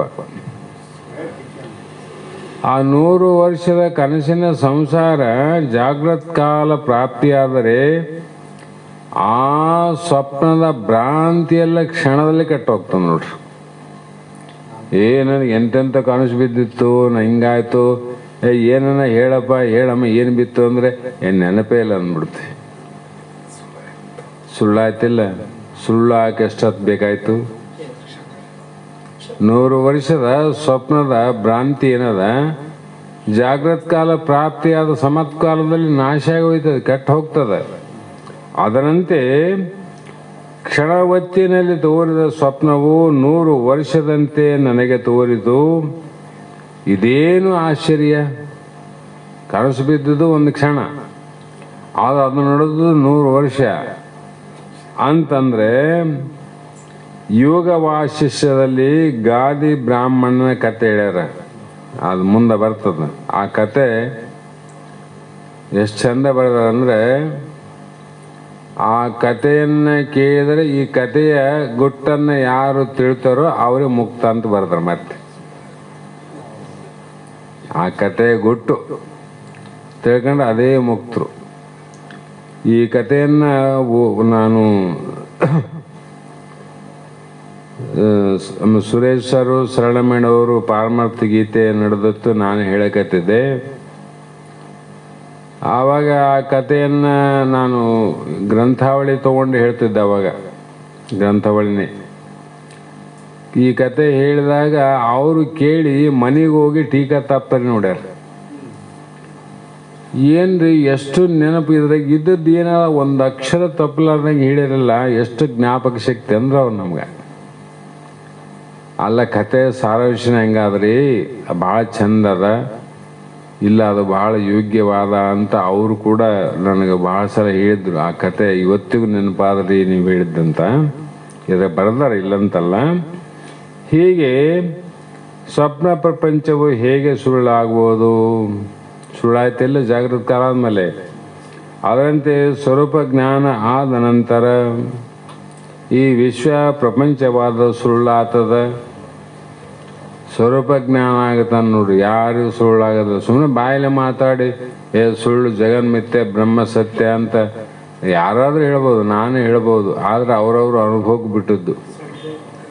ಆದರೆ ಮಾತು ಹೇಳೋದು ಸರಳ ಅಲ್ಲ ಅಂತ ಹೇಳಬೇಕಾಗ್ತದೆ. ಹೀಗಾಗಿ ಇಲ್ಲಿ ಇದರಿಂದ ಏನು ಹೇಳಿದಂಗಾಯ್ತು ಅಂದರೆ, ಸುಳ್ಳೇ ಎಲ್ಲ ಸುಳ್ಳೇ ಅಂತ. ಯಾವುದು ಸತ್ಯ ಅಂದರೆ ಬ್ರಹ್ಮ ಸತ್ಯ, ಜಗನ್ಮಿಥ್ಯ, ಜೀವೋ ನಾಪರಹ. ಆ ಜೀವನೇ ಸತ್ಯವಿನ ಅಥವಾ ಬ್ರಹ್ಮನೇ ಸತ್ಯವಿನ, ಬ್ರಹ್ಮನನ್ನು ಬಿಟ್ಟರೆ ಎಲ್ಲವೂ ಮಿಥ್ಯ. ನಾ ಭಾಳ ಸಲ ಕತೆ ಹೇಳ್ತಾನೆ, ಅರ್ಥ ಆಗೋದಿಲ್ಲ ಇದಕ್ಕೆ. ಯಾಕಂದರೆ ವೇದಾಂತದ ನಿಧಿಧ್ಯಾಸ ಗ್ರಂಥ ಇದು, ಸಾಮಾನ್ಯ ಗ್ರಂಥ ಅಲ್ಲ. ಈ ಒಂದು ಪ್ರಸಂಗ, ಅಡವಿಯಲ್ಲಿ ಒಬ್ಬ ಋಷಿ ತಪಸ್ಸು ಮಾಡ್ತಿದ್ದ. ಭಾಳ ಚಂದ ಗುಡ್ಡ, ಅಲ್ಲಿ ಹಳ್ಳ, ಜುಳು ಅಂದ್ರೆ ನೀರಿರೋದು, ಅನಂತ ವನಸ್ಪತಿ, ಗಿಡಗಳು, ಮರಗಳು, ಹಣ್ಣು ಹಂಪಲು, ಅದು ವನ ಇದ್ದಂಗಿತ್ತು. ಅಲ್ಲಿ ಒಬ್ಬ ಋಷಿ ವಾಸ ಮಾಡ್ತಿದ್ದ. ಹಕ್ಕಿ ಪಕ್ಷಿಗಳು ಎಲ್ಲಿ ಇರ್ತಾವಂದ್ರೆ, ಎಲ್ಲಿ ನೀರು, ಎಲ್ಲಿ ಹಣ್ಣು, ಎಲ್ಲಿ ವಾತಾವರಣ ತಂಪು, ಅಲ್ಲೇ ಜಾಸ್ತಿ ವಾಸ ಮಾಡವು. ಆದರೆ ಆ ಜಾಗನೇ ಕಾಯ್ತಾರ ಯಾರು ಅಂದರೆ ಬೇಟೆಯಾಡೋರು. ಅವು ಎಲ್ಲಿರ್ತಾವೆ ಅಲ್ಲಿಗೆ ಹೋಗ್ಬೇಕಲ್ಲ. ಹೀಗೆ ಬೇಟೆಯಾಡೋರು ಅಲ್ಲಿ ಯಥೇಚ್ಛವಾಗಿರುವಂಥ ಪ್ರಾಣಿ ಪಕ್ಷಿಗಳನ್ನು ಬೇಟೆಯಾಡಿ ಒಂದೊಂದು ತಗೊಂಡು ಹೋಗೋರು. ಆ ಋಷಿ ಪ್ರತಿದಿನ ನೋಡ್ತಿದ್ದ ಈ ಘಟನೆ. ಬೇಡ ಬರ್ತಿದ್ದ, ಹೊಡಿತಿದ್ದ, ತಗೊಂಡು ಹೋಗ್ತಿದ್ದ, ಸಾಯಿಸ್ತಿದ್ದ. ಎಷ್ಟೋ ಸತ್ತು ಹೋದವು. ಆವಾಗ ಆ ಋಷಿ ವಿಚಾರ ಮಾಡಿದ, ಇವುಗಳನ್ನ ರಕ್ಷಣೆ ಮಾಡೋದು ಹೇಗೆ ಅಂತ. ಆ ಬೇಡನ ಕಡೆಯಿಂದ ತಪ್ಪಿಸಿಕೊಳ್ಳುವ ಉಪಾಯ ಹೇಗೆ ಹೇಳಬೇಕು. ಅವಕ್ಕಿದ್ರೆ ಮಾತು ಬರಂಗಿಲ್ಲ, ನಮ್ಮ ಭಾಷೆ ಅವಕ್ಕೆ ಅರ್ಥ ಆಗೋದಿಲ್ಲ. ಒಂದು ವೇಳೆ ಅರ್ಥ ಒಂದಕ್ಕೆ ಮಾಡಿಸಬಹುದು, ಎಲ್ಲ ಪಕ್ಷಿಗಳಿಗೆ ಹೆಂಗೆ ಹೇಳಕ್ಕೆ ಸಾಧ್ಯ? ಅದು ಅಸಾಧ್ಯ ಮಾತು. ಅರಣ್ಯನ ಸಾಮಾನ್ಯ ಅಲ್ಲ, ಎಷ್ಟು ಪಕ್ಷಿಗಳು, ಎಷ್ಟು ಮೃಗಗಳು. ಆವಾಗ ವಿಚಾರ ಮಾಡಿ ಒಂದು ಪಕ್ಷಿಯನ್ನು ಕರೆದ. ಯೋಗ ದೃಷ್ಟಿ ಇತ್ತು ಅವರಿಗೆ. ಕರೆಸಿ ಅದಕ್ಕೆ ಪಾಠ ಮಾಡಿದ. ನೋಡು, ನಿಮ್ಮ ಸಹಪಾಠಿಗಳು, ಸಹೋದರರು ನೀವೆಲ್ಲರೂ ಬೇಡನ ಬಾಯಿಗೆ ತುತ್ತಾಗಿ ಸತ್ತು ಹೋಗೋದಕ್ಕಿಂತ ಸ್ವಲ್ಪ ರಕ್ಷಣೆಯನ್ನು ಮಾಡೋಕ್ಕೆ ಪ್ರಯತ್ನ ಮಾಡ್ರಿ. ಏನು ಮಾಡ್ಬೇಕು ಗುರುಗಳೇ ಅನ್ನು? ಏನಿಲ್ಲ, ನಾಳೆಯಿಂದ ನೀವೇನೋ ಒಂದು 2-3 ಕೂಡಿ ಎಲ್ಲ ನಿಮ್ಮ ಪಕ್ಷಿಗಳೇನಾವ ಎಲ್ಲವಕ್ಕೂ ಕೂಡ ಡಂಗೂರು ಹಾಕ್ತಾರೆ ಹಳ್ಳ್ಯಾಗ. ಅದ್ರಂಗೆ ನಾನೊಂದು 3 ಮಾತು ಹೇಳ್ತೀನಿ, ನೀವು ಹೇಳಿಕಂತ ಹೋಗ್ಬಿಡ್ರಿ, ಎಲ್ಲರಿಗೂ ಗೊತ್ತಾಗ್ತದೆ ಎಲ್ಲವೂ ತಪ್ಪಿಸಂತವ ಅಂತ ಒಂದು ಉಪಾಯ ಮಾಡ್ದ. ಅವ ಆಗ್ಲೆಂದ, ಪಾಪ ಆಗ್ಲೆಂದು ಅವ ಕುಂದಿಸಿ ಹೇಳ್ದ, ನೋಡು, ಬೆಳಗ್ಗೆ ಎದ್ದ ತಕ್ಷಣ ನಿಮ್ಮ ಕೆಲಸ ಏನು? ಬೇಡ ಬರ್ತಾನ, ಬಲಿ ಹಾಕ್ತಾನ, ನಿಮ್ಮನ್ನು ಕೊಲ್ತಾನ. ಇವು 3 ಮಾತು ಇಟ್ಕ. ಬೇಡ ಬರ್ತಾನ, ಬಲಿ ಹಾಕ್ತಾನ, ನಿಮ್ಮನ್ನು ಕೊಲ್ತಾನ. ಎಷ್ಟು ಎಚ್ಚರ ಎಚ್ಚರ ಎಚ್ಚರ ಅಂತನ್ನೋದು ಮುಂದಕ್ಕೆ ಹಿಂಗೆ ಹೇಳ್ಕಂತ ಹೋಗೋದಂತ ಹೇಳಿದ್ರು. ಆಯಿತು, ಅದು ಒಳ್ಳೆ ವಿಚಾರ ಅಂಥೇಳಿ ಅದೇ ಪ್ರಕಾರ ಪ್ರಾರಂಭ ಮಾಡಿದು. ಸುಮಾರು ದಿನಗಳವರೆಗೆ ಬೇಡ ಬರ್ತಾನ, ಬಲಿ ಹಾಕ್ತಾನ, ಕೊಲ್ತಾನ, ಎಚ್ಚರ ಎಚ್ಚರ ಅಂತ ಅಂತಿದ್ದು ಹೋಗ್ತದ್ದು. ಇವು ಎಲ್ಲವೂ ಕೇಳಿದವು. ಪ್ರಾಣಿಗಳ ಭಾಷೆ ಬರ್ತಿತ್ತಲ್ಲ, ಎಲ್ಲ ಪ್ರಾಣಿಗಳು ಕಿವಿಯಲ್ಲಿ ಹಾಕ್ಕೊಂಡು. ಆ ನಂತರ ಒಂದು ಸಮೀಪ ಗ್ರಾಮ ಇತ್ತು, ಅಲ್ಲಿ ಬೇಡ ಏನು ಮಾಡಿದ, ಒಂದು ದೊಡ್ಡ ಬಲಿಯನ್ನು ಹಾಕಿ ಅಲ್ಲಿ ಜೋಳದ ಕಾಳುಗಳನ್ನು ಚೆಲ್ಲಿದ್ದ. ಯಾವ ಇವನ್ನ ಬೇರೆ ಪಕ್ಷಿಗಳಿಗೆ ಹುಷಾರ, ಎಚ್ಚರ ಎಚ್ಚರ, ಬೇಡ ಬರ್ತಾನ, ಬಲಿ ಹಾಕ್ತಾನ, ಕೊಲ್ತಾನ, ಎಚ್ಚರ ಎಚ್ಚರ ಅಂತ ಯಾವ ಹೇಳಿಕಂತ ಓದಿದ್ವು, ಅವೇ ಆ ಕಾಳುಗಳನ್ನು ನೋಡಿ ಅದೇ ಬಲಿಯಲ್ಲಿ ಬಂದು ಕುಂತು ನೋಡ್ರಿ. ಯಾವ ಬಂದು ಕುಂತು, ಯಾವ ಉಪದೇಶ ಮಾಡಿದವು ಅವೇ ಬಂದು ಬಲಿಯಾಗಿ ಬಿದ್ದು ಅಂತ. ಹೌದಲ್ಲ? ಅಂದರೆ ಇದೇನು ಅರ್ಥಜ್ಞಾನ, ಶಬ್ದಜ್ಞಾನ ಉಪಯೋಗ ಇಲ್ಲ, ಅನುಭವ ಜ್ಞಾನ. ಉಪದೇಶ ಭಾಳ ಚಂದ ಮಾಡಿ ನೀ ಬ್ರಹ್ಮಿದ್ದೆ ಅಂತೇಳಿ, ಮತ್ತು ಅದ್ರಾಗ ನಾವು ಬಿದ್ದೀವಿ, ದೇಹವಾಸನೆಯಲ್ಲಿ ಬಿದ್ದೀವಿ, ಲೋಕವಾಸನೆಯಲ್ಲಿ ಬಿದ್ದೀವಿ. ಅದ್ರಾಗ ಬಿದ್ದು ಒದ್ದಾಡಿದ್ವು ಅಂದರೆ ಮತ್ತು ನಮಗೆ ಬ್ರಹ್ಮ ಮುತ್ತು ದೇವತೆ ಬಲಿ ಹಾಕಿದಂಗೆ ಅಂತ. ನೀ ಹೇಳಿಕಂತ ಬಾ, ನಿನಗೆ ಬಲಿಯ ತಯಾರು ಮಾಡಿ ಅಂತಳಾಕಿ. ನೀ ಬೇಕಾದೊಟ್ಟು ಹೇಳಿಕಂತ ಬಾ, ನಾನು ಇಲ್ಲಿ ನಿನಗೆ ಹಾಕಿರ್ತೀನಿ. ನೀನು ಎಷ್ಟೇ ಜಾಗ್ರವಾಗಿದ್ರು ಕೂಡ ನಿನ್ನ ಕೈ 2 ಬಳ್ಳಾದ್ರೆ ಹಿಡ್ಕಂತೀರಂತದ ಕೊನೆಗೆ. ಅಲ್ಲಿವರೆಗೂ ಪ್ರಯೋಗ ಮಾಡ್ತದೆ. ಅದಕ್ಕೆ ಆತ್ಮಜ್ಞಾನಿಗಳಿಗೆ ಬಿಟ್ಟು ಇದು ಸಾಮಾನ್ಯ ಜನರಿಗೆ ಇದು ಸಾಧ್ಯ ಅಲ್ಲ. ಸಾಧ್ಯ ಅಲ್ಲ ಅಂದರೆ ಸಾಧನಕ್ಕೆ ಏನು ಅಸಾಧ್ಯವಾದಲ್ಲ. ಸಾಧನೆ ಮಾಡೋದು ಒಂದೇ ಇರುತ್ತೆ. ದಿವಸ ಸಾಧನೆ ಮಾಡೋದು ಎಳ್ಳನಿತ್ತು. ಬಸವಾನಂದರು ನಿಜಗೊಂಡು ಅದೇ ಹೇಳ್ಯಾರ, ಎಳ್ಳಿನಷ್ಟು, ಎಳ್ಳು ಕಾಳಿನಷ್ಟು ಅಂತ ಹೇಳ್ದಂಗೆ ಇಲ್ಲಿಗೆ ಗತಿ 2ನೆಯದು. ಇದಕ್ಕತಿ ಹಿತಬೆನೆಪ ನಿರೂಪಂಗಳ ಏಕಾದಶವಂ ಅತಿಶಯಮಾಗರೆ ತಿಳಿಯಲು ಪ್ರತಿಪಾದಿತವಿಲ್ಲಿ ಭೂತ ಪಂಚೀಕರಣ ಅಂತ. ಮುಂದೆ ಏನು ಹೇಳ್ತಾರಂದರೆ, ಪಂಚೀಕರಣ ವಿಷಯವನ್ನು ಇಲ್ಲಿವರೆಗೂ ಬ್ರಹ್ಮನ ವಿಷಯವನ್ನು ಹೇಳಿದರು, ಸತ್ಯದ ವಿಷಯವನ್ನು ಹೇಳಿದರು ಇಲ್ಲಿವರೆಗೂ. ಈಗ ನಾಳೆ 2ನೇ ಗತಿಯಿಂದ ಜಗತ್ತು ಹೆಂಗೆ ಹುಟ್ಟಿತು, ಇದು ಮಿಥ್ಯಾದೋ ಸತ್ಯಾದೋ ಅನ್ನುವ ವಿಚಾರವನ್ನು ಅಲ್ಲಿ ಹೇಳ್ತಾರೆ. ಆವಾಗ ಮುಂದೆ ಹೇಳ್ತಾ ಭಾಗತ್ಯಾಗ ಲಕ್ಷಣದಿಂದ ಮಹಾವಾಕ್ಯ ಉಪದೇಶವನ್ನು ಮಾಡಿ ಅಲ್ಲಿ ಅನಿತ್ಯವಾದ ನಾಮರೂಪಗಳನ್ನು ತೆಗೆದುಹಾಕಿ ನಿತ್ಯವಾದ ಯಾವ ಸಚ್ಚಿದಾನಂದ ಸ್ವರೂಪವನ್ನು ಉಳಿಸಿ ಅದೇ ನೀನಂತ ತಿಳಿಸಿ ಪ್ರತಿಜ್ಞೆ ಮಾಡಿಸುವುದೇ ಈ ಗ್ರಂಥದ ಅಭಿಪ್ರಾಯ ಅನ್ನುವಂಥ ಮಾತನ್ನು ಹೇಳ್ತಾ ಇಲ್ಲಿಗೆ ಸಮಯ ಆಗ್ಯದ. ಇವತ್ತು ಅಮಾವಾಸ್ಯೆ, ಆ ಕಾರಣದಿಂದ ಎಲ್ಲ ನಮ್ಮ ಬಳಗ ಇಲ್ಲಿ ಬಂದದ. ಮತ್ತು ಈ ಒಂದು ಕಾರ್ಯ ಮುಗಿದ ನಂತರ ನಮ್ಮ ಸೋಮಶೇಖರ ಅವರು ಇವತ್ತು ಅಮಾವಾಸ್ಯೆ ಪ್ರಯುಕ್ತ ಎಲ್ಲರೂ ಬಂದಂಗಾಯಿತು. ಉಪಹಾರ ಅಂದರೆ ಶಾಸ್ತ್ರ ಮುಗಿದ ಮೇಲೆ ಉಪಹಾರ ವ್ಯವಸ್ಥೆ ಮಾಡ್ಯಾರ. ಆ ಎಲ್ಲ ವ್ಯವಸ್ಥೆಯನ್ನು ಮುಗಿಸ್ಕೊಂಡು ತಾವೆಲ್ಲರೂ ಗುರುವಿನ ಒಂದು ಅನುಗ್ರಹಕ್ಕೆ ಪಾತ್ರರಾಗಿ ನಾವು ನೀವೆಲ್ಲರೂ ಧನ್ಯರಾಗೋಣ ಅನ್ನುವಂಥ ಮಾತನ್ನು ಹೇಳ್ತಾ, ಈಗ ಮೊದಲು ಏನಿತ್ತು ಅಂದರೆ ಸ್ವಲ್ಪ ದಿನ ಹಿಂದೆ ನಾವೆಲ್ಲರೂ ಪ್ರಾರಂಭ ಮಾಡಿದ್ದೀವಿ ವೇದಾಂತ ಬಳಗದಲ್ಲಿ. ಅಮಾವಾಸ್ಯೆ ಅಂದಾಗ ಒಬ್ಬೊಬ್ಬರು ಒಂದೊಂದು ಅಮಾವಾಸ್ಯೆಯನ್ನು ಆಯ್ಕೆ ಮಾಡಿಕೊಂಡು ಸುಮಾರು 10-15 ಸಾವಿರವರೆಗೂ ಖರ್ಚು ಬರ್ತಿತ್ತು. ಆ ಎಲ್ಲ ಖರ್ಚುಗಳು ಆಗಿನ ಕಾಲದಲ್ಲಿ ಬಹಳ ಆದ ಕಾರಣ ನಮ್ಮ ಒಳಗೆ ಉದ್ದೇಶ ಏನಿತ್ತಂದರೆ ಖರ್ಚು ಕಡಿಮೆ ಆಗಬೇಕು, ಲಾಭ ಹೆಚ್ಚಾಗಲಿ ಅಂತ ವಿಚಾರವನ್ನಿಟ್ಟುಕೊಂಡು ಸುಮಾರು ವರ್ಷ ಆದ ನಂತರ ಅದನ್ನು ತಪ್ಪಿಸಿ ನೀವೇನು ಮಾಡಿರಿ ಅಂದರೆ ಇಲ್ಲಿನೂ ಖರ್ಚು ಮಾಡೋರು ನೀವೇ, ಗುರು ಕಾರ್ಯಕ್ಕೂ ಮಾಡೋರು ನೀವೇ, 2-3 ಕಡೆ ಬಹಳ ತೊಂದರೆ ಆಗ್ತದ, ಭಾರ ಆಗ್ತದ.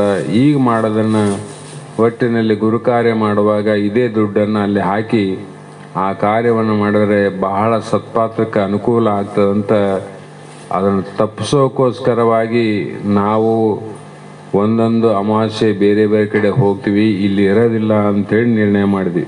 ಹೌದಿಲ್ಲ ಪೂಜಾರಿ? ಯಾಕಂದ್ರೆ ಯಾರು ಕೇಳಲ್ಲ ನಮ್ಮ ಮಾತು. ಹಾಗಾಗಿ ನಾವೇ ಅಮಾವಾಸ್ಯೆ ಇಲ್ಲಿ ಇರಂಗಿಲ್ಲ ಅಂದರೆ ಎಲ್ಲರೂ ಬಿಡ್ತಾರೆ ಅನ್ನೋ ಉದ್ದೇಶಕ್ಕಾಗಿ 5-6 ಅಮಾವಾಸ್ಯೆ ಬಿಟ್ಟು ಮತ್ತೆ ಇಲ್ಲಿ ಯಥಾ ಪ್ರಕಾರ ಮಾಡಿದ್ವಿ. ಇದರಲ್ಲಿ ಉದ್ದೇಶ ಏನಿತ್ತು ಅಂದರೆ ಸದುದ್ದೇಶದಿಂದ ಇಟ್ಟುಕೊಂಡು ಅದನ್ನು ಮಾಡಿದ್ವಿ ನಾವು. ಸದುದ್ದೇಶ ಯಾವುದೇ ಮಾಡಿದ್ರು ಕೂಡ ನಮ್ಮ ಬಳಗಕ್ಕೆ ಭಾರ ಆಗಬಾರದು, ಮಾಡೋರೇನು ಕಡಿಮೆ ಇಲ್ಲಂತ ಭಾರ ಆಗಬಾರದು ಅನ್ನುವ ಏಕೈಕ ಉದ್ದೇಶ. ಇಷ್ಟು ವಿಚಾರವನ್ನು ಇಟ್ಟುಕೊಂಡು ನಾವು ನಮಗೆ ತಿಳಿದ ಮಟ್ಟಿಗೆ ಕಾರ್ಯವನ್ನು ಮಾಡ್ತಾ ಬಂದೀವಿ. ಅದಕ್ಕೆ ಫಲ ಪ್ರತಿಫಲ ಗುರುನಾಥ ಸಿದ್ಧಾರ್ಥ ನೋಡ್ತಾನೆ, ಆ ಪ್ರಶ್ನೆ ಬೇರೆ. ಈ ಒಂದು ಆಗ ಮಾಡುವಂಥ ಅಮಾವಾಸ್ಯೆಗಳಲ್ಲಿ ಈ ಅಮಾವಾಸ್ಯೆ ನಮ್ಮ ಸೋಮಶೇಖರ್ ಚಾಗ್ಬಾಯಿ ಅವ್ರದ್ದು. ಆತ ಅಮಾವಾಸ್ಯೆ ಮಾಡೋದನ್ನು ನಾವು ಬಿಟ್ಟರೂ ಕೂಡ ಈಗಲಾದರೂ ಕೂಡ ಪ್ರತಿ ಅಮಾವಾಸ್ಯೆ ಈ ವರ್ಷದಲ್ಲಿ ಬರ್ತಕ್ಕಂಥ ದಿನದಿಂದ ತಮ್ಮ ಗುರುಭಕ್ತಿಯನ್ನು ಸಮರ್ಪಣೆ ಮಾಡ್ತಾ ಇಲ್ಲಿವರೆಗೆ ಬಂದಿದ್ದು, ಇವತ್ತು ಕೂಡ ಅದೇ ಅಮಾವಾಸ್ಯೆ ಇದ್ದ ಕಾರಣ ಈ ಕಾರ್ಯದ ನಿಮಿತ್ತವಾಗಿ ಪೂಜೆ ಆದ ನಂತರ ಉಪಹಾರದ ವ್ಯವಸ್ಥೆಯನ್ನು ಮಾಡಲಾಗಿದೆ. ಎಲ್ಲರೂ ಸ್ವೀಕಾರ ಮಾಡಿ ಮಂಗಲವನ್ನು ಪ್ರಾರಂಭ ಮಾಡಿರಿ.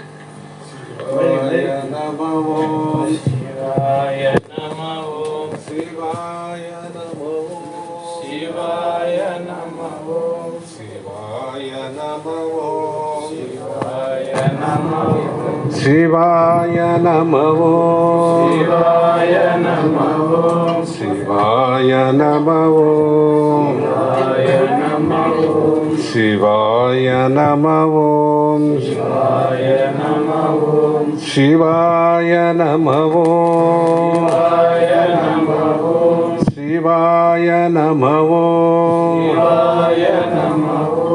ಶಿವಾಯ ನಮಃ ಓಂ. ಶಿವಾಯ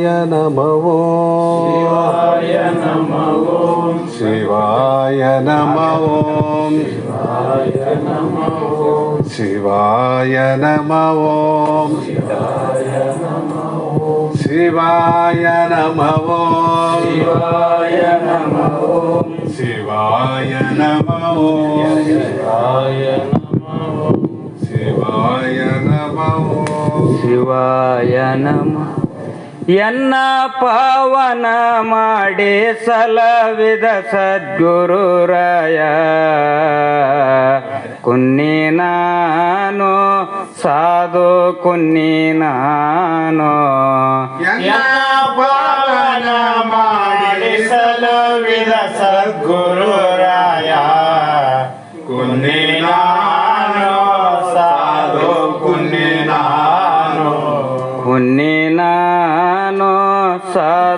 ಕುನ್ನಿ ನಾನು ಕುನ್ನಿ ನಾನು ಸಾಧು ಕುನ್ನಿ ನಾನು ಮೊನ್ನೆ ಸೇಕರುದೆನ್ನ ಬಲರಸೆ ಸಲವಿದ ಮಣ್ಣೆ ಸೇಕರದನ್ನ ಪಾಲರಸಿ ಸಲುವಿದ ತನ್ನ ಪದುದಕ ಪ್ರಸಾದ ಕೊಟ್ಟು ತನ್ನ ಪಾದೋದಕ ಪ್ರಸಾದ ಕೊಟ್ಟು ಉನ್ನಂತಹ ಸವೋ ಎನ್ನ ಮ್ಯಾಲಿಟ್ಟು ಎನಗೆ ಬೋಧವ ಪೇಳಿ ಕಡಿಗಾಣಿಸಿದನಲ್ಲ ಕುನ್ನಿ ನಾನು ಸಾಧು ಕುನ್ನಿ ನಾನು ಎನ್ನ ಪಾವನ ಮಾಡಿ ಸಲುವಿದ ಸದ್ಗುರುರಾಯ ಕುನ್ನಿ ನಾನು ಸಾಧು ಕುನ್ನಿ ನಾನು ಹರನ್ನು ಅಳಸಿದ ಮುರನ್ನು ತಿಳಸಿದ ಆರನ್ನು ಅಳಸಿದ ಮೂರನ್ನು ತಿಳಸಿದ ಬೇರೆ ವೇಳೆಂಟನ್ನು ಪರಿಹರಿಸಿದನು ಬೇರೆಯಂತನ್ನು ಪರಿಹರಿಸಿದನು ತಾರಕ ಬ್ರಹ್ಮವೋ ನೀನೆ ಎಂಬುವುದನ್ನು ಮೀರಿದುನ್ಮನೆಯೋಳು ಕರುಣಿಸಿದ ನಮ್ಮ ಕುನ್ನಿ ನಾನು ಸಾಧು ಕುನ್ನಿ ನಾನು ಎನ್ನ ಪಾವನ ಮಾಡಿ ಸಲುವಿದ ಸದ್ಗುರುರಾಯ ಕುನ್ನಿ ನಾನು ಸಾಧು ಕುನ್ನಿ ನಾನು ತತ್ವವು ತಿಳಿಸನ ಸತ್ಸಂಗ ಮಾಡ್ಯಾನ ತತ್ವವ ತಿಳಿಸನ ಸತ್ಸಂಗ ಮಾಡ್ಯಾನ ನಿತ್ಯ ನಿರ್ಮಲ ಜ್ಯೋತಿ ನೀನೆಂದು ತಿಳಸಿದ ನಿತ್ಯ ನಿರ್ಮಲ ಜ್ಯೋತಿ ನೀನೆಂದು ತಿಳಿಸಿದ ಭಕ್ತ ವತ್ಸಲನೆಂಬ ಬಿರುದುಂಟು ಮಾಡಿದ ಮುಕ್ತಿಗಾಯಕ ನಮ್ಮ ಕೂಡಲೂರೀಶನ ಕುನ್ನಿ ನಾನು ಸಾಧು ಕುನ್ನಿ ನಾನು ಎನ್ನ ಪಾವನ ಮಾಡಿ ಸಲುವಿದ ಸದ್ಗುರುರಾಯ ಕುನ್ನಿ ನಾನು ಸಾಧು ಕುನ್ನಿ ನಾನು ಕುನ್ನಿ ನಾನು ಸಾಧು ಕುನ್ನಿ ನಾನು ಕುನ್ನಿ ನಾನು ಸಾಧು ಕುನ್ನಿ ನಾನು ಅನುಬಾರದೆ ನಂದೇನೆ ಅಂಬ ನಿನಗ ಅನುಬಾರದೆ ನಂದೇನೆ ಶಾಂಭವಿ ನಿನಗ ಅನುಬಾರದೆ ನಂದೇನೆ ಅಂಬ ನಿನಗ ಅನುಬಾರಲೆ ನಂದೇನೆ ಶಾಂಭವಿ ನಿನಗ ಅನುಬಾರದೆ ನಂದೇ ಅನುಚಿತವಾದ ಮಾತು ಅನುಬಾರದೆ ನಂದೇ ಅನುಚಿತವಾದ ಮಾತು ಹಸುರರ ಕೊಂದಂತ ಹೆಸರಾದಂಬ ನಿನಗ ಅನುಬಾರದೆ ನಂದೇನೆ ಅಂಬ ನಿನಗ ಅನುಬಾರದೆ ನಂದೇನೆ ಶಾಂಭವಿ ನಿನಗ ದೃಷ್ಟರಿಗೆ ದುರ್ಗೆಯಾದಿ ಶ್ರೇಷ್ಠರಿಗೆ ನಿಜ ಪದವಿ ದುಷ್ಟರಿಗೆ ದುರ್ಗಿಯಾದೆ ಶ್ರೇಷ್ಠರಿಗೆ ನಿಜ ಪದವಿ ದೃಷ್ಟರಿಗೆ ದುರ್ಗೆಯಾದಿ ಶ್ರೇಷ್ಠರಿಗೆ ನಿಜ ಪದವಿ ದೃಷ್ಟರಿಗೆ ದುರ್ಗಿಯಾದೆ ಶ್ರೇಷ್ಠರಿಗೆ ನಿಜ ಪದವಿ ಅಷ್ಟ ಐಶ್ವರ್ಯವುಳ್ಳ ಸೃಷ್ಟಿಕರುತನ ಸತಿಯೇ ಸೀತಾದೇವಿಯಳಂದೇನೆ ಅಂಬ ನಿನಗ ಅನುಬಾರದೆ ನಂದೇನೆ ಶಾಂಭವಿ ನಿನಗ ಅನುಬಾರದೆ ನಂದೇ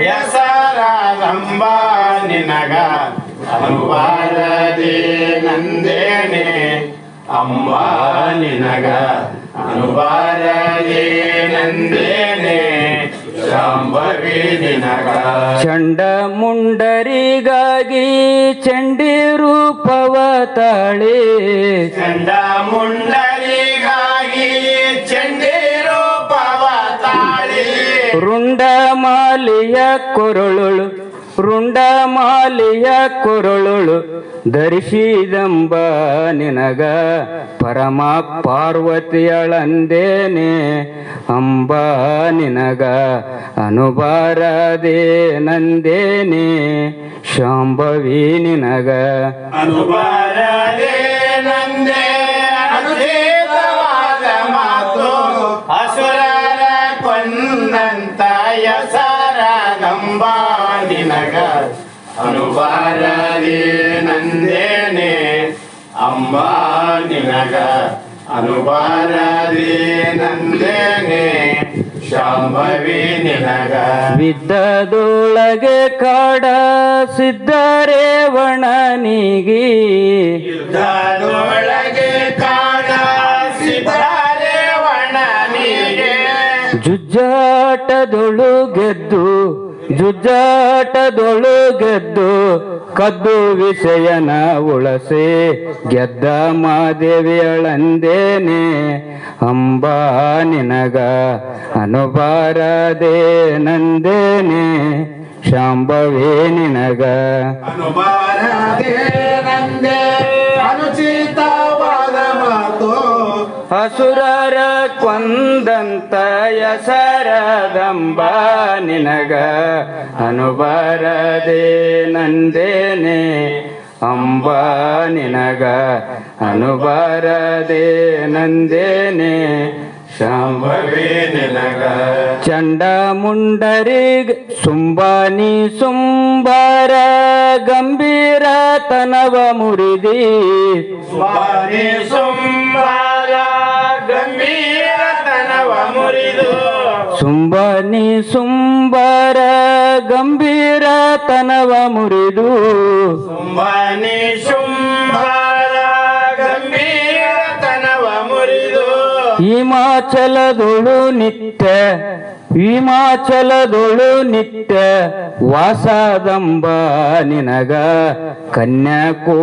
ಕನ್ಯಾಕುಮಾರಿಯಳಂದೇನೆ ಅಂಬ ನಿನಗ ಅನುಬಾರದೆ ನಂದೇನೆ ಶಾಂಭವಿ ನಿನಗ ಅನುಬಾರದೆ ನಂದೇ ಅನುಚಿತವಾದ ಮಾತು ಅಸುರರ ಕೊಂದಂತ ಹೆಸರಾದಂಬ ನಿನಗ ಅನುಬಾರದೆ ನಂದೇನೆ ಅಂಬ ನಿನಗ ಅನುಬಾರದೆ ನಂದೇನೆ ಶಾಂಭವಿ ನಿನಗ ಶಿವಾಯ ನಮಃ ಓಂ ಶಿವಾಯ ನಮಃ ಓಂ ಶಿವಾಯ ನಮಃ ಓಂ ಶಿವಾಯ ನಮಃ ಓಂ ಆರುಡನಾಥ ಆರುಡನಾಥ ನೀ ಗುರುನಾಥ ಆರುಡನಾಥ ಆರುಡನಾಥ ಆರುಡನಾಥ ನೀ ಭಗವಂತ ಆರುಡನಾಥ ಆರುಡನಾಥ ಆರುಡನಾಥ ಆರುಡನಾಥ ಆರುಡನಾಥ ನೀ ಭಗವಂತ ಆರುಡನಾಥ ನೀ ಭಗವಂತ ಶಿವಾಯ ನಮಃ ಓಂ ಶಿವಾಯ ನಮಃ ಓಂ ಶಿವಾಯ ನಮಃ ಓಂ ನಮಃ ಶಿವಾಯ ಶಿವಾಯ ನಮಃ ಓಂ ಶಿವಾಯ ನಮಃ ಓಂ ಶಿವಾಯ ನಮಃ ಓಂ ನಮಃ ಶಿವಾಯ ಶಿವಾಯ ನಮಃ ಓಂ ಶಿವಾಯ ನಮಃ ಓಂ ಶಿವಾಯ ನಮಃ ಓಂ ಶಿವಾಯ ನಮಃ ಓಂ ಶಿವಾಯ ನಮಃ ಓಂ ಶಿವಾಯ ನಮಃ ಓಂ ಶಿವಾಯ ನಮಃ ಓಂ ಶಿವಾಯ ನಮಃ ಓಂ ಶಿವಾಯ ನಮಃ ಓಂ ನಮಃ ಶಿವಾಯ ಶಿವಾಯ ನಮಃ ಓಂ ನಮಃ ಶಿವಾಯ ಶಿವಾಯ ನಮಃ ಓಂ ಶಿವಾಯ ನಮಃ ಓಂ ಶಿವಾಯ ನಮಃ ಓಂ ನಮಃ ಶಿವಾಯ ಶಿವಾಯ ನಮಃ ಓಂ ಶಿವಾಯ ನಮಃ ಓಂ ಶಿವಾಯ ನಮಃ ಓಂ ನಮಃ ಶಿವಾಯ ಶಿವಾಯ ನಮಃ ಓಂ ಶಿವಾಯ ನಮಃ ಓಂ ಶಿವಾಯ ನಮಃ ಓಂ ಶಿವಾಯ ನಮಃ ಓಂ ಶಿವಾಯ ನಮಃ ಓಂ ನಮಃ ಶಿವಾಯ ಶಿವಾಯ ನಮಃ ಓಂ ನಮಃ ಶಿವಾಯ ಜೈ ಗುರು ಜೈ ಗುರು ಜೈ ಗುರು ಜೈ ಗುರು ಜೈ ಗುರು ಜೈ ಗುರು ಜೈ ಗುರುನಾಥ ಜೈ ಗುರು ಜೈ ಗುರು ಜೈ ಗುರು ಜೈ ಗುರು ಜೈ ಗುರು ಜೈ ಗುರು ಜೈ ಗುರುನಾಥ ಗುರುರಾಜ ಸಿದ್ಧಾರೂಢ ಸಮರ್ಥ ಬೆಳಗುವೆ ಆರತಿಯ ಗುರುವರ ಬೆಳಗುವೆ ಆರತಿಯ ಗುರುರಾಜ ಸಿದ್ಧಾರೂಢ ಸಮರ್ಥ ಬೆಳಗುವೆ ಆರತಿಯ ಗುರುವರ ಬೆಳಗುವೆ ಆರತಿಯ ಮೋಕ್ಷಾಪೇಕ್ಷೆಗೆ ತತ್ವಂ ಪದದ ಅರ್ಥವ ಬೋಧಿಸಿದೆ ಗುರುವರ ಅರ್ಥವ ಬೋಧಿಸಿದೆ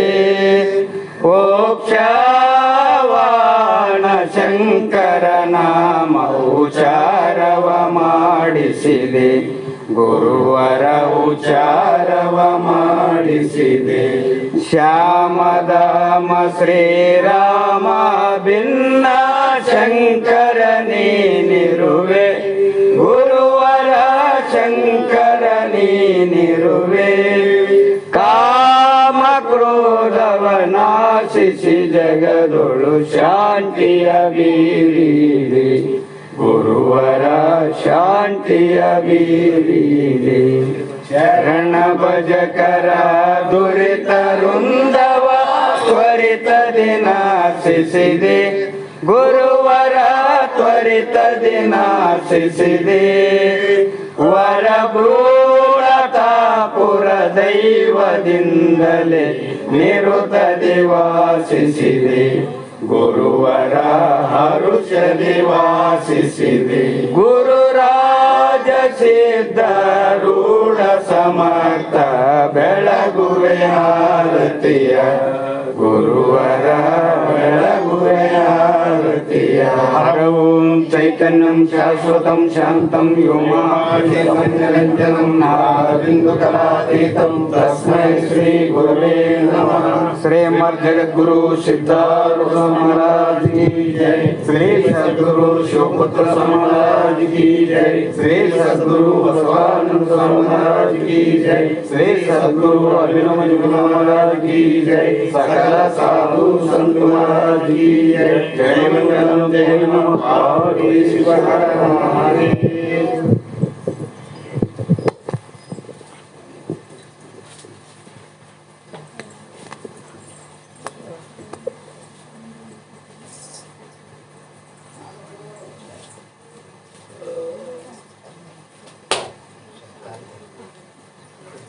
Gracias.